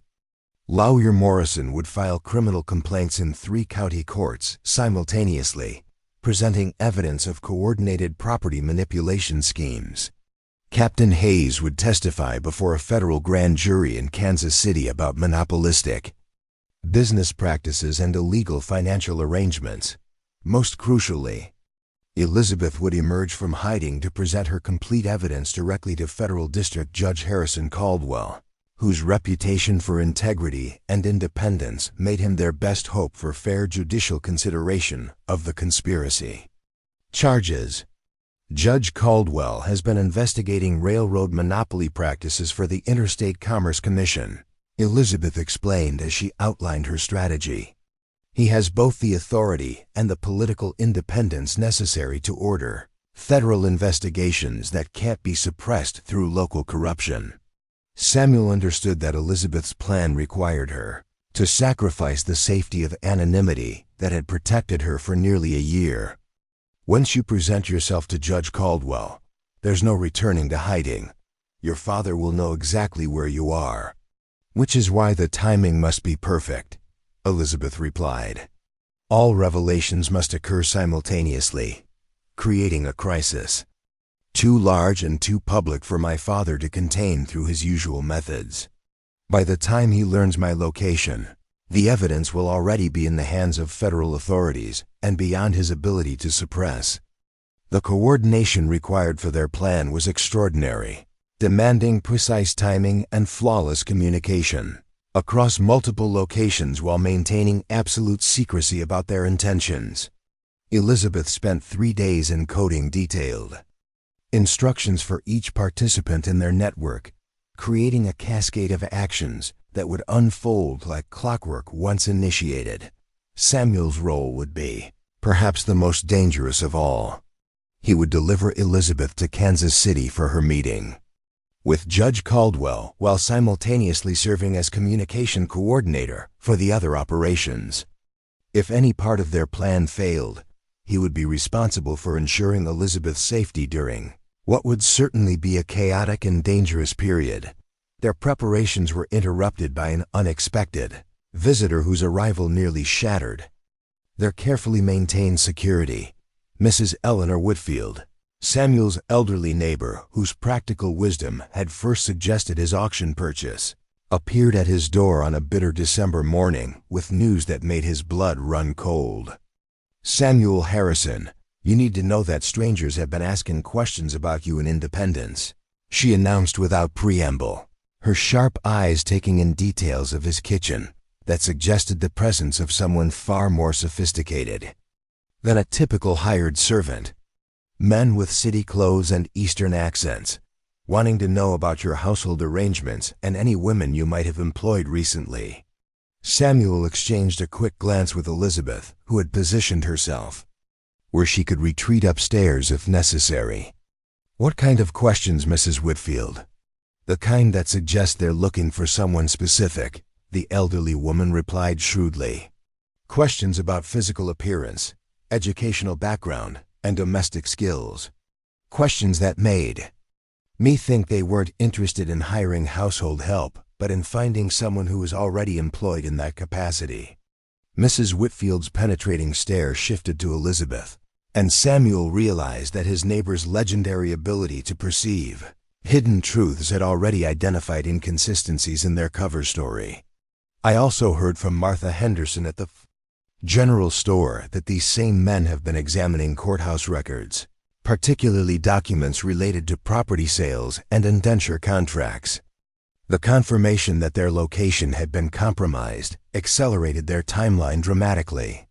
Instead of having a week to prepare their coordinated revelations, they now had perhaps 48 hours before Worthington's agents would arrive. At the farm, "Mrs. Whitfield," Samuel said carefully, "if anyone else asks about my household arrangements, I'd appreciate your discretion. The situation is more complicated than it appears." The elderly woman's knowing smile suggested she understood. Far more than Samuel had revealed. "I've lived through enough troubled times to recognize when good people are running from bad ones. You'll have my silence, Emil Harrison, and my prayers that whatever you're planning succeeds." After Mrs. Whitfield departed, Samuel and Elizabeth worked feverishly to implement their plan while preparing for immediate evacuation.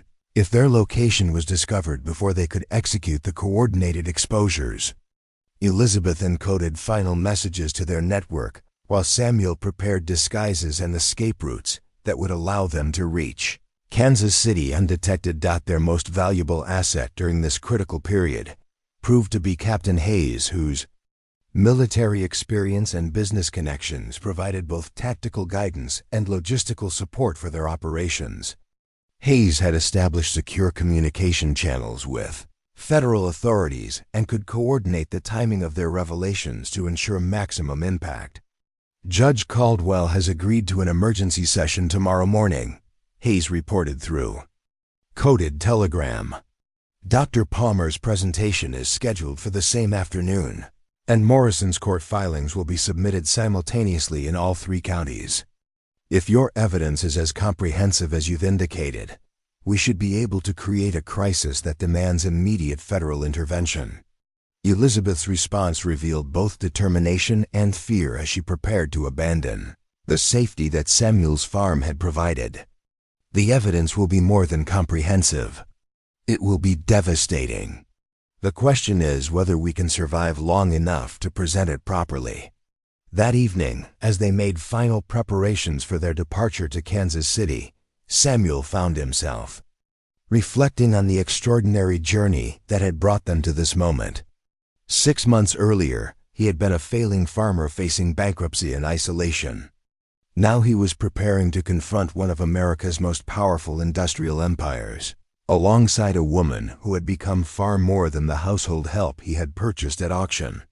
"Elizabeth," he said as they reviewed their plans one final time, "regardless of what happens tomorrow, I want you to know that meeting you has been the most important thing that's ever happened to me. You've given me purpose beyond anything I thought possible." Elizabeth's eyes filled with tears that she quickly blinked away, maintaining the composure that had carried her through months of danger and uncertainty. "Samuel, you saved my life when you brought me to this farm. But more than that, you've shown me what real courage looks like. My father built his empire through fear and intimidation. You're proving that ordinary people with extraordinary determination can challenge unlimited power and win." Outside, Missouri winter wind howled across the farmland that had become their sanctuary and headquarters for resistance against corporate tyranny. Tomorrow they would leave the safety of rural isolation to confront enemies who possessed unlimited resources and no apparent moral constraints. The simple farmer and the railroad heiress had become revolutionaries, but revolution required sacrifices that would test their courage, their relationship, and their commitment to justice. The final battle was about to begin, and the outcome would determine not just their personal survival, but the future of American democracy itself. As they prepared for what might be their final night together in the farmhouse that had sheltered their unlikely partnership, Samuel and Elizabeth understood that they had already achieved something remarkable. They had proven that love and determination could triumph over isolation and despair, creating bonds strong enough to challenge corruption and powerful enough to inspire others to join their fight for justice. The transformation of Samuel's failing farm into a center of resistance was complete.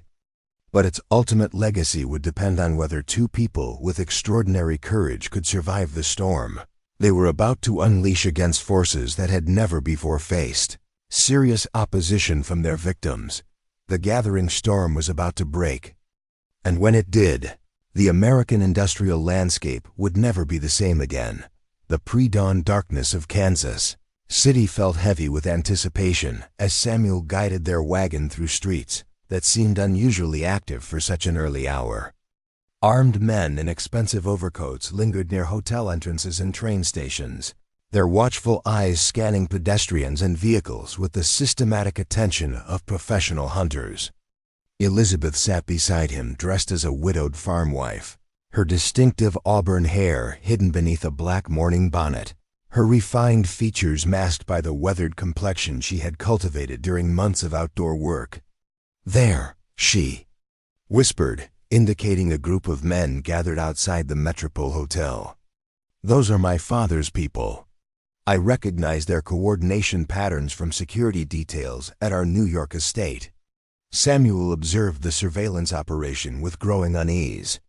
The men were positioned to monitor all major thoroughfares leading to the federal courthouse, suggesting that Nathaniel Worthington had anticipated his daughter's intention to present evidence to judicial authorities. "How do we reach Judge Caldwell without being detected?"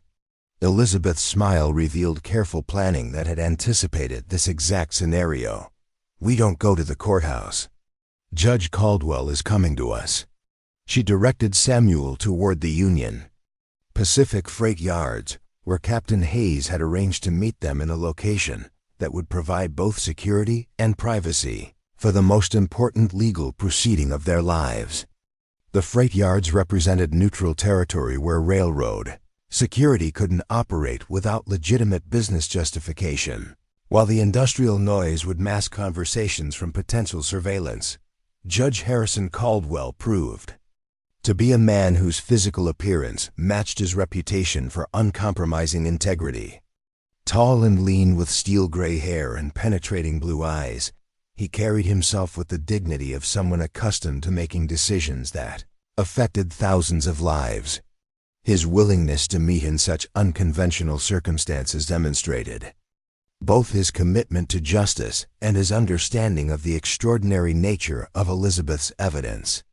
"Miss Worthington," Judge Caldwell said, using her real name without hesitation, "I've been following reports of railroad irregularities for months, but I must admit I never expected to receive evidence from the daughter of the man who appears to be at the center of the conspiracy." Elizabeth's response was steady and professional, revealing the transformation she had undergone from privileged heiress to determined reformer. "Your Honor, the evidence I'm about to present will demonstrate criminal activity so extensive and systematic that they represent a fundamental threat to American democratic institutions." What followed was the most comprehensive presentation of corporate corruption that Samuel had ever witnessed. Elizabeth methodically presented her photographed documents while providing context that revealed the full scope of her father's criminal empire. Financial records showed millions of dollars in bribery payments to government officials across 7 states. Operational directives detailed systematic agricultural sabotage designed to force farming families into bankruptcy. Correspondence discussed property manipulation schemes that violated federal antitrust laws. Most damaging of all were communications that explicitly discussed permanent solutions for individuals who threatened the conspiracy's operations.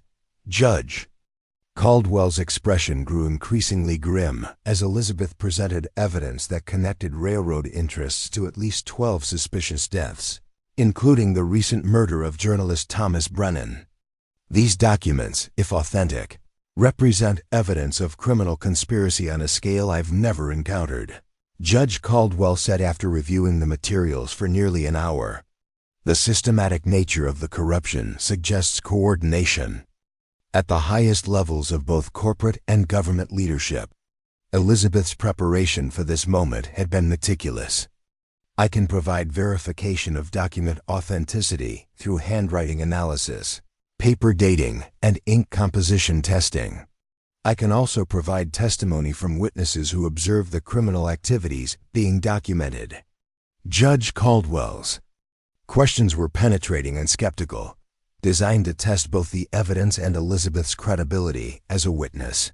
Her responses demonstrated not only intimate knowledge of railroad operations, but also legal sophistication that impressed even someone of the judge's experience.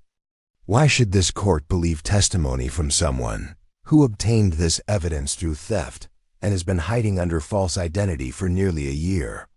Judge Caldwell asked, probing potential weaknesses in Elizabeth's position.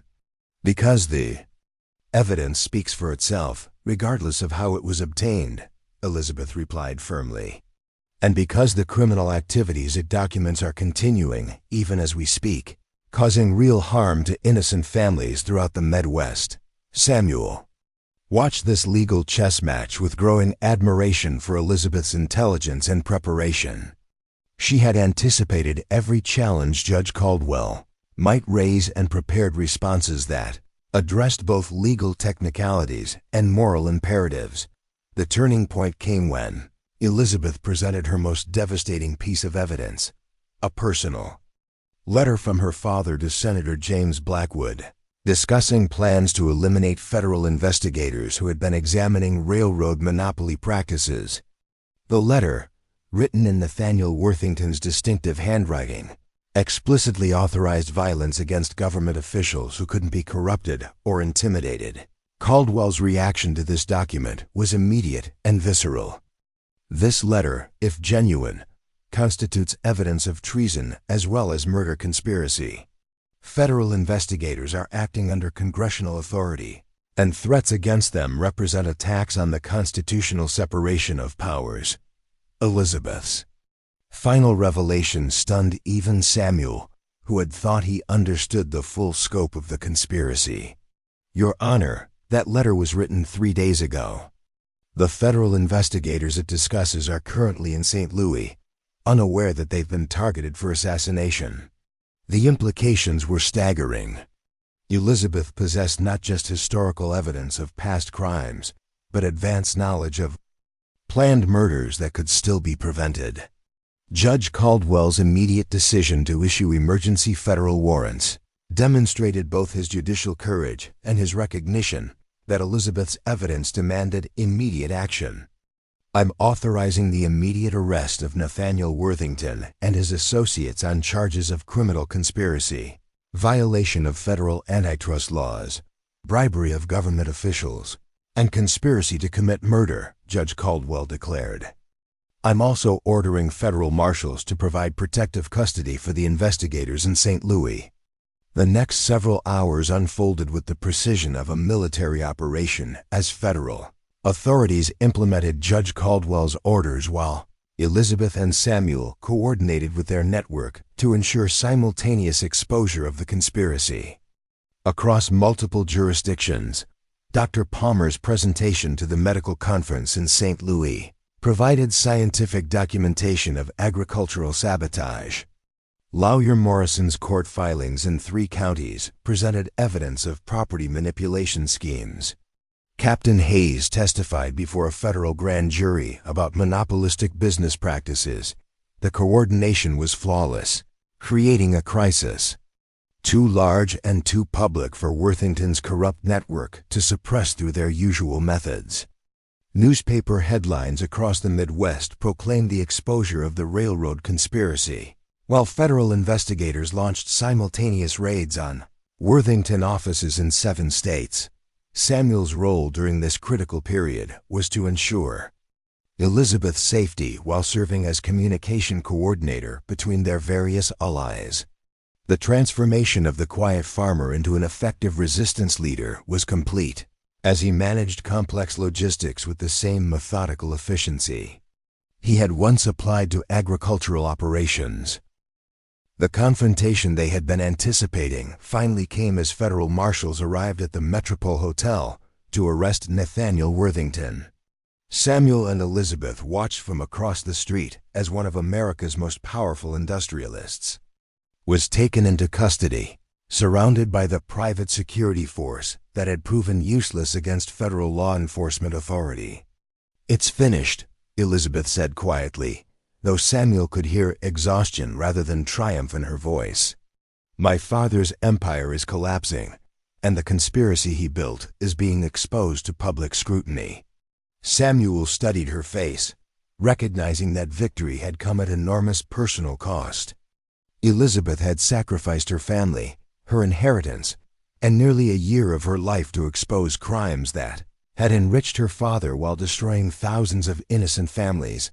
The immediate aftermath of Worthington's arrest created chaos throughout the railroad industry as investors fled companies connected to the conspiracy, while government investigators expanded their examination of corporate practices. Stock prices collapsed, business partnerships dissolved, and political careers ended as the full scope of the corruption became public. But for Samuel and Elizabeth, the most significant consequence was the realization that their unlikely partnership had evolved into something far deeper than shared commitment to justice. The desperate farmer who had purchased household help at auction and the railroad heiress who had fled her family's wealth had discovered that love could indeed triumph over isolation and despair. "What happens now?" Samuel asked as they stood together watching federal marshals secure evidence from Worthington's hotel headquarters. Elizabeth's answer revealed both hope and uncertainty about their future together. "Now we rebuild. Your farm, my life, our relationship, everything that was damaged by my father's crimes. It won't be easy and it won't be quick, but it will be honest." Samuel understood that Elizabeth's decision to expose her father's conspiracy had freed them both from the shadows that had defined their lives for too long. His farm would indeed be saved, not through agricultural success or financial recovery, but through the restoration of honest business practices that would benefit all farmers rather than enriching only corrupt corporations. The simple auction purchase that had seemed like his last desperate gamble had become the foundation for challenging unlimited power with nothing more than truth and determination. Elizabeth Worthington had chosen love over wealth, justice over family loyalty, and courage over safety. As evening approached, and they prepared to return to the Missouri farm that had become their sanctuary and headquarters for resistance, Samuel realized that their story was far from finished. The legal proceedings would continue for months, requiring Elizabeth's testimony in multiple jurisdictions while they rebuilt their lives together. The Harrison farm would become something it had never been before, a symbol of hope for ordinary people who refused to accept that unlimited wealth could purchase unlimited power. Samuel and Elizabeth had proven that love, courage, and determination could indeed triumph over corruption, creating bonds strong enough to challenge injustice and inspire others to fight for what was right. The railroad empire that had seemed unassailable just days earlier was crumbling under the weight of evidence that two unlikely allies had gathered and preserved, despite enormous risks to their safety and survival. The transformation of American industrial practices was just beginning, but the seeds of change had been planted in Missouri soil that was finally free from contamination and ready to support growth that would benefit everyone. The final gambit had succeeded beyond their most optimistic expectations. But its ultimate legacy would be measured not just in corporate prosecutions and policy reforms, but in the love story of two people who had found each other across impossible circumstances and chosen to build something beautiful from the ruins of corruption and despair.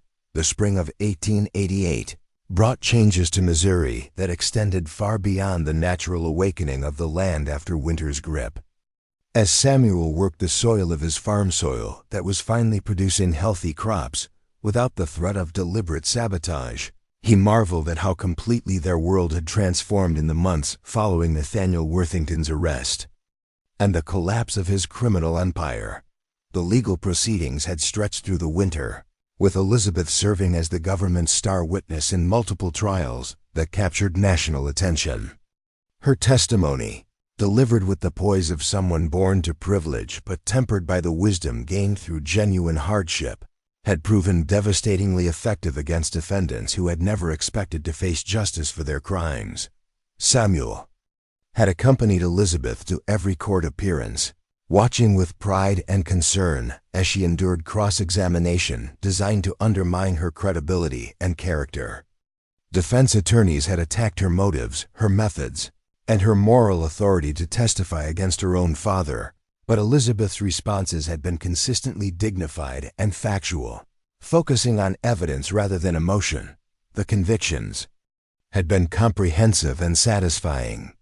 Nathaniel Worthington himself received a sentence of 25 years in federal prison for conspiracy, bribery, violation of antitrust laws, and accessory to murder. Senator James Blackwood and his son, Charles, were sentenced to 15 years, each for their roles in the political aspects of the conspiracy. Dozens of local officials, bank presidents, and railroad executives received sentences ranging from 5 to 12 years. More importantly, the legal proceedings had resulted in fundamental changes to federal regulations governing railroad operations, banking practices, and agricultural commerce. The Interstate Commerce Commission received expanded authority to investigate monopolistic practices, while new laws required transparency in corporate, political contributions and prohibited the kinds of coordinated market manipulation that had destroyed so many farming families. But for Samuel and Elizabeth, the most significant changes were personal and immediate. The farm that had been dying under deliberate sabotage was now flourishing under honest cultivation and fair market conditions. The house that had been a monument to grief and isolation had become a home filled with purpose and partnership, Elizabeth's legal inheritance of her father's legitimate business assets, those properties and investments not connected to criminal activities, had been settled through federal court proceedings that recognized her as the sole heir, while ensuring that ill-gotten gains were returned to their victims. The Worthington Railroad empire was being dismantled and sold, with proceeds used to compensate farming families who had lost their properties through fraudulent foreclosure proceedings. "It's strange," Elizabeth observed one morning as they reviewed correspondence from the court-appointed administrators managing the liquidation of her father's assets. "I spent my entire childhood in luxury, supported by money that was stolen from people like us. Now that the stealing has stopped, I understand what real wealth actually means." Samuel looked up from the seed catalogs he had been studying, catalogs that now offered genuine varieties rather than contaminated stock designed to fail. "What does real wealth mean to you now?" Elizabeth's answer revealed the profound transformation her experiences had created. "It means having enough to meet your actual needs while contributing something valuable to your community. It means building something that lasts because it's based on honest work rather than exploitation of others." The philosophical evolution she described was evident in the practical decisions she had made about her inheritance. Rather than claiming the millions of dollars in legitimate assets that were rightfully hers, Elizabeth had established a foundation dedicated to providing low-interest loans to farming families, educational scholarships for rural children, and technical assistance for agricultural improvement projects. The Worthington Foundation, she had explained to Samuel when announcing her decision, will use my family's money to repair some of the damage my family's crimes have caused. It won't undo the suffering, but it might prevent some future suffering. Samuel had initially protested her decision to give away what amounted to one of America's largest fortunes, but Elizabeth's reasoning had been characteristically thoughtful and determined. That money was built on other people's misery. Keeping it would make me complicit in the crimes that created it, even if I used it for good purposes. The foundation's work had already begun making a difference throughout the Midwest. Farmers who had lost their properties through fraudulent foreclosures were receiving assistance to purchase new land or reclaim their original holdings. Communities that had been bypassed by the railroad's monopolistic route Planning were getting support for developing alternative transportation and marketing systems. Perhaps most significantly, the foundation was funding investigative journalism and legal advocacy to ensure that the kinds of systematic corporate corruption they had exposed couldn't be rebuilt under different names and management. Elizabeth understood that lasting reform required constant vigilance and institutional support for the people and organizations committed to challenging abuse of power. Samuel's own role in these broader reform efforts had evolved naturally from his experience coordinating their resistance network. His reputation for integrity and practical wisdom had made him a sought-after consultant for farming communities facing corporate pressure, while his relationship with Elizabeth provided him with resources to support advocacy work on a regional scale. "I never imagined I'd become some kind of agricultural reformer," Samuel admitted during one of their evening conversations about the letters they received from farming families seeking advice and assistance. "6 months ago, I was barely managing to keep my own operation afloat." Elizabeth's smile reminded him of how much they had both changed since that desperate morning when he had purchased her indenture contract at auction. "6 months ago, I was hiding from my own identity while scrubbing floors and pretending to be someone I wasn't. Now we're both doing work that actually matters instead of just trying to survive." The personal dimensions of their relationship had deepened alongside their public partnership in reform activities. The desperate farmer and the fugitive heiress had discovered compatibility that went far beyond shared commitment to justice, developing the kind of intimate understanding that comes from facing mortal danger together while building something meaningful from mutual trust and respect. Their engagement had been announced quietly, without the elaborate social rituals that would have accompanied Elizabeth's marriage in her previous life. A simple notice in the Independence newspaper, followed by congratulations from the network of allies who had supported their resistance campaign, marked their transition from unlikely partners to committed life companions. The wedding itself reflected their transformed values and circumstances. Instead of an elaborate ceremony in a fashionable church, they chose to marry in the same courthouse where Judge Caldwell had first reviewed Elizabeth's evidence against her father. The guest list included farming families they had helped, journalists who had exposed the conspiracy, lawyers who had prosecuted the criminals, and clergy who had supported their resistance network. Dr. Palmer had served as Samuel's best man, while Margaret O'Sullivan, the St. Louis telegraph operator who had survived the railroad's retaliation, stood with Elizabeth as matron of honor. Father Donnelly performed the ceremony, incorporating elements that honored both Samuel's Protestant background and Elizabeth's Catholic upbringing while emphasizing their shared commitment to service and social justice. The reception had been held at the Harrison farm, in the same barn where Elizabeth had helped Samuel restore equipment and plan agricultural improvements during their first months together. The celebration featured food prepared by families they had assisted, music provided by local musicians, and speeches that focused on hope for the future rather than regrets about the past.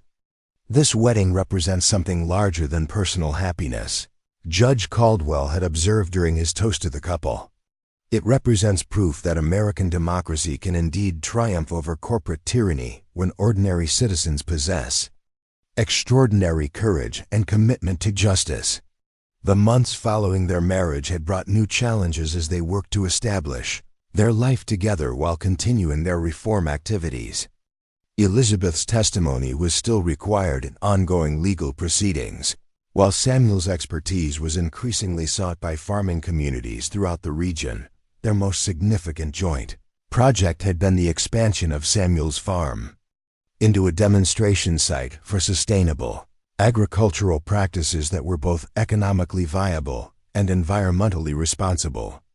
Using funds from Elizabeth's foundation, they had established experimental plots for testing crop varieties, soil improvement techniques, and pest management strategies that didn't rely on the kinds of chemical inputs that had been used for sabotage. Research station they created attracted visitors from agricultural colleges, government agencies, and farming communities across the Midwest. Their work was proving that agricultural productivity could be maintained and even improved through methods that supported soil health and environmental sustainability rather than maximizing short-term profits at the expense of long-term viability. We're demonstrating that there are alternatives to both corporate exploitation and individual desperation, Elizabeth explained to a group of agricultural students visiting from the state university. Farming can be both profitable and responsible when it's based on scientific knowledge rather than industrial manipulation. The educational aspects of their work had expanded to include regular workshops for farming families, publication of practical guides for sustainable agriculture, and advocacy for government policies that supported independent farmers rather than corporate agribusiness interests. Samuel's transformation from struggling individual farmer to regional leader in agricultural reform had been as dramatic as Elizabeth's evolution from privileged heiress to social justice advocate. Together, they had created something that neither could have achieved alone, a model for how ordinary people could challenge systemic corruption, while building practical alternatives that served community needs. The correspondence they received from families throughout the Midwest provided constant reminders of the difference their work was making. Letters from farmers who had saved their properties through foundation loans, children who were attending college through foundation scholarships, and communities that had resisted corporate pressure through knowledge gained from their educational programs. Every letter proves that our decision to fight back was worthwhile, Samuel said as he read a particularly moving account from a Missouri family who had used foundation assistance to reclaim land lost through fraudulent foreclosure. We're not just helping individual families. We're helping communities rebuild the economic independence that corporate consolidation was designed to destroy. Elizabeth's response revealed both satisfaction with their accomplishments and awareness of the challenges that remained. The work isn't finished. Corporate power is adapting to the new legal environment, finding ways to continue exploitation through methods that are harder to detect and prosecute. We need to stay vigilant and continue building the institutional capacity to resist future abuses. As summer approached and their first wedding anniversary drew near, Samuel and Elizabeth understood that their story had become something larger than personal triumph over adversity.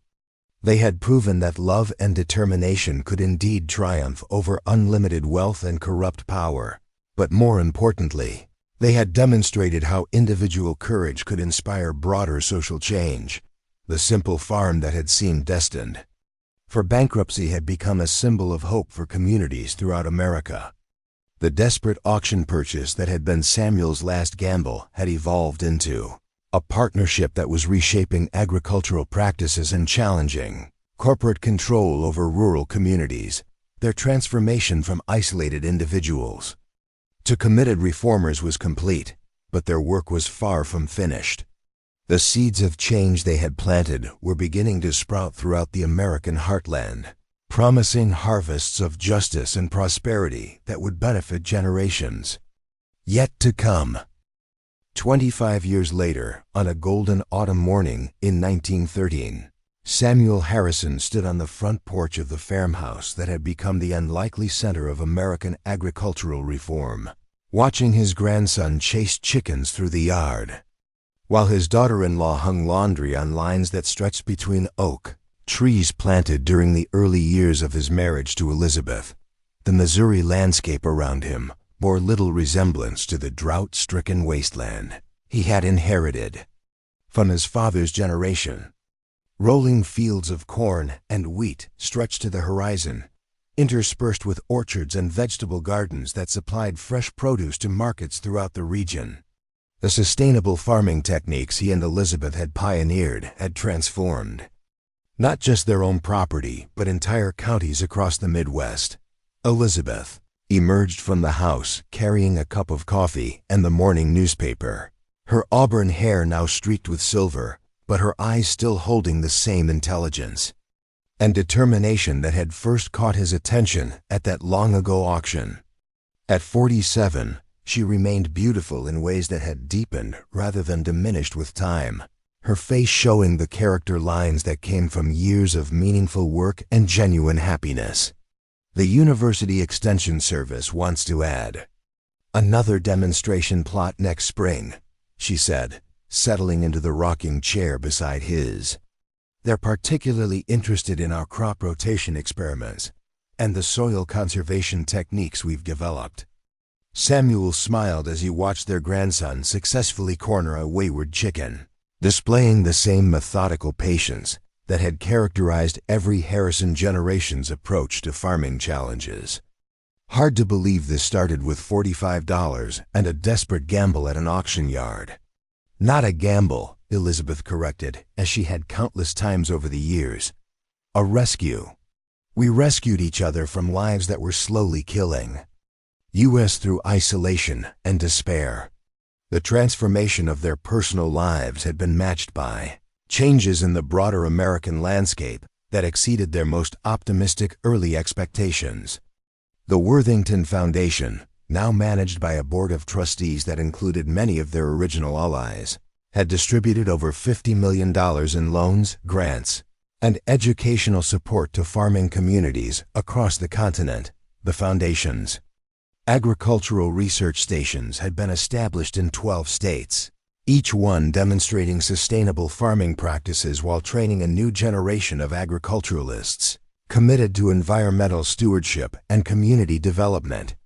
The techniques developed at these stations were being adopted by independent farmers throughout North America, creating economic prosperity that didn't depend on corporate exploitation or environmental destruction. Perhaps more significantly, the legal precedents established during the prosecution of the railroad conspiracy had fundamentally altered the relationship between corporate power and democratic institutions. Federal antitrust enforcement had been strengthened, political corruption had become more difficult to conceal, and corporate accountability had become a permanent feature of American business regulation. Senator LaFollette stopped by yesterday. "While you were in town," Elizabeth mentioned, referring to their old ally who had become one of America's most prominent progressive leaders. "He wanted to thank us again for our role in exposing the railroad conspiracy. He says the reforms we helped initiate are still protecting farmers and small businesses from corporate abuse." Samuel felt deep satisfaction at the knowledge that their resistance campaign had created lasting institutional changes rather than simply punishing individual criminals. "What's his assessment of current political developments?" Elizabeth's expression grew thoughtful as she considered the senators' observations about evolving challenges to democratic governance. "He's concerned about new forms of corporate consolidation that are harder to detect, but potentially just as damaging as the monopolies we fought. Industrial combinations that don't technically violate antitrust laws, but still concentrate economic power in ways that threaten community independence." The conversation reminded Samuel of how their work had evolved from reactive resistance to proactive advocacy for systemic reforms that could prevent future abuses of power. Their foundation now supported investigative journalism, legal advocacy, and policy research designed to identify emerging threats to democratic institutions before they could become entrenched. The Morning Mail brought letters that illustrated the ongoing impact of their quarter-century commitment to agricultural and social reform.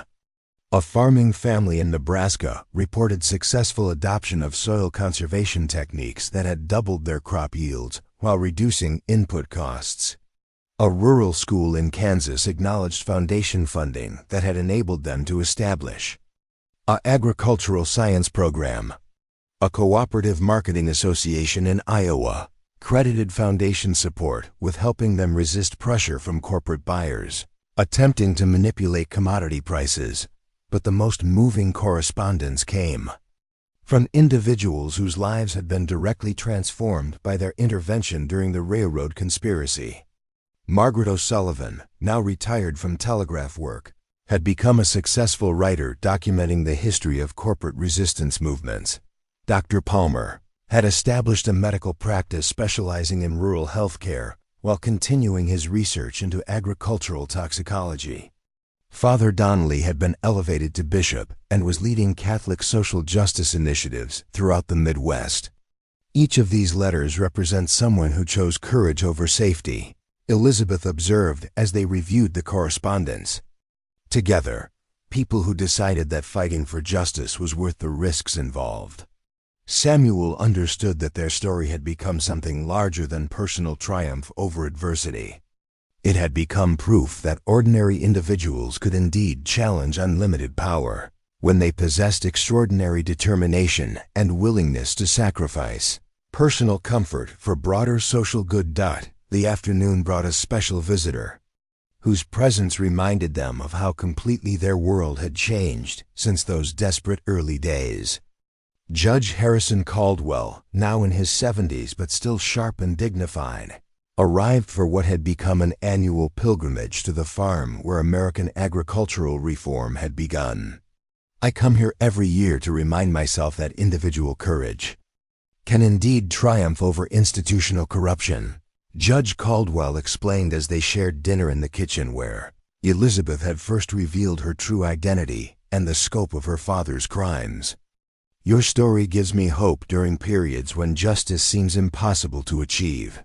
The conversation that followed explored themes that had defined their entire adult lives: the relationship between personal integrity and social change, the role of individual action in challenging systemic abuse, and the importance of building institutions that could sustain reform efforts beyond the lifetimes of their founders. "The foundation you created will continue this work for generations," Judge Caldwell observed. "But more importantly, you've demonstrated methods for organizing resistance to corporate power that other communities can adapt to their own circumstances." Elizabeth's response revealed the deep satisfaction she had found in work that honored both her intellectual capabilities and her moral convictions. "We've proven that wealth can be used to build rather than destroy, that privilege creates obligations rather than exemptions, and that love can indeed multiply rather than diminish when it's shared generously." As evening approached and Judge Caldwell prepared to return to Kansas City, Samuel found himself reflecting on the extraordinary journey that had brought them to this moment of contentment and accomplishment. The failing farmer who had spent his last money on household help had become a nationally recognized leader in agricultural reform.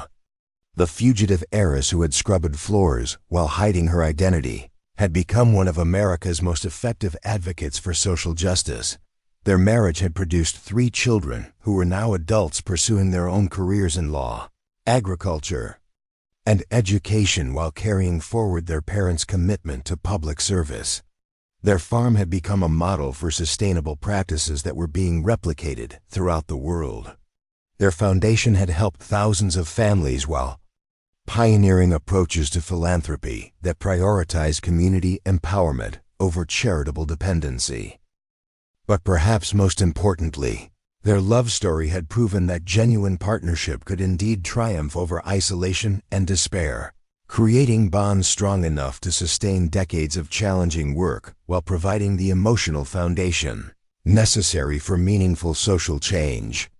"Do you ever wonder what would have happened if you hadn't attended that auction?" Elizabeth asked as they stood together on the porch, watching the sun set over fields that represented the fruition of dreams neither had dared to imagine during their early years together. Samuel's answer came without hesitation, reflecting certainty that had only deepened with time. "I don't wonder about alternatives because I can't imagine a better life than the one we've built together. Every challenge we've faced, every victory we've achieved, every moment of happiness we've shared, it all began with $45 and faith that sometimes desperate gambles turn into miraculous blessings." Elizabeth's smile carried the same mixture of contentment and determination that had sustained them through decades of work that was far from finished.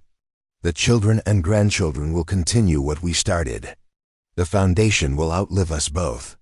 The agricultural techniques we've developed will feed people for generations.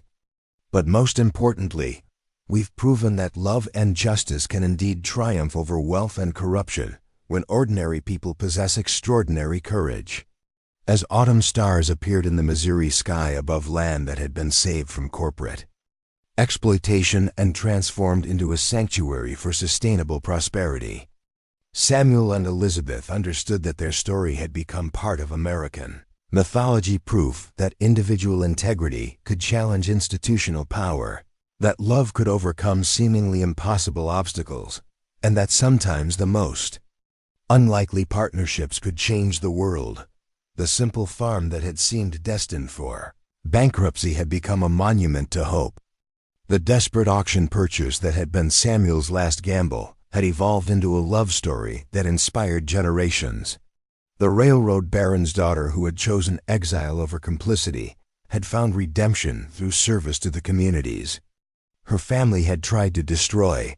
Their legacy would endure not just in the institutions they had built or the reforms they had achieved, but in the fundamental truth they had demonstrated, that when love guides determination and courage sustains commitment, ordinary people can indeed accomplish extraordinary things.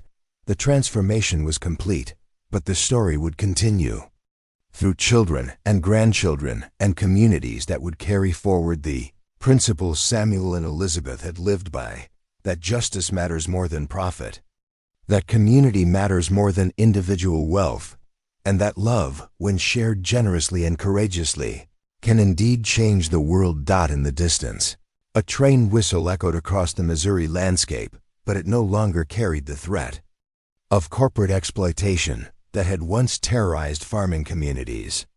Instead, it represented transportation that served community needs rather than destroying them, prosperity that was shared rather than hoarded, and progress that honored both human dignity and environmental stewardship. The railroad baron's empire had crumbled into dust, but the love between a desperate farmer and a courageous heiress had built something far more valuable and enduring. Legacy of hope that would inspire resistance to injustice and commitment to community for generations yet to come.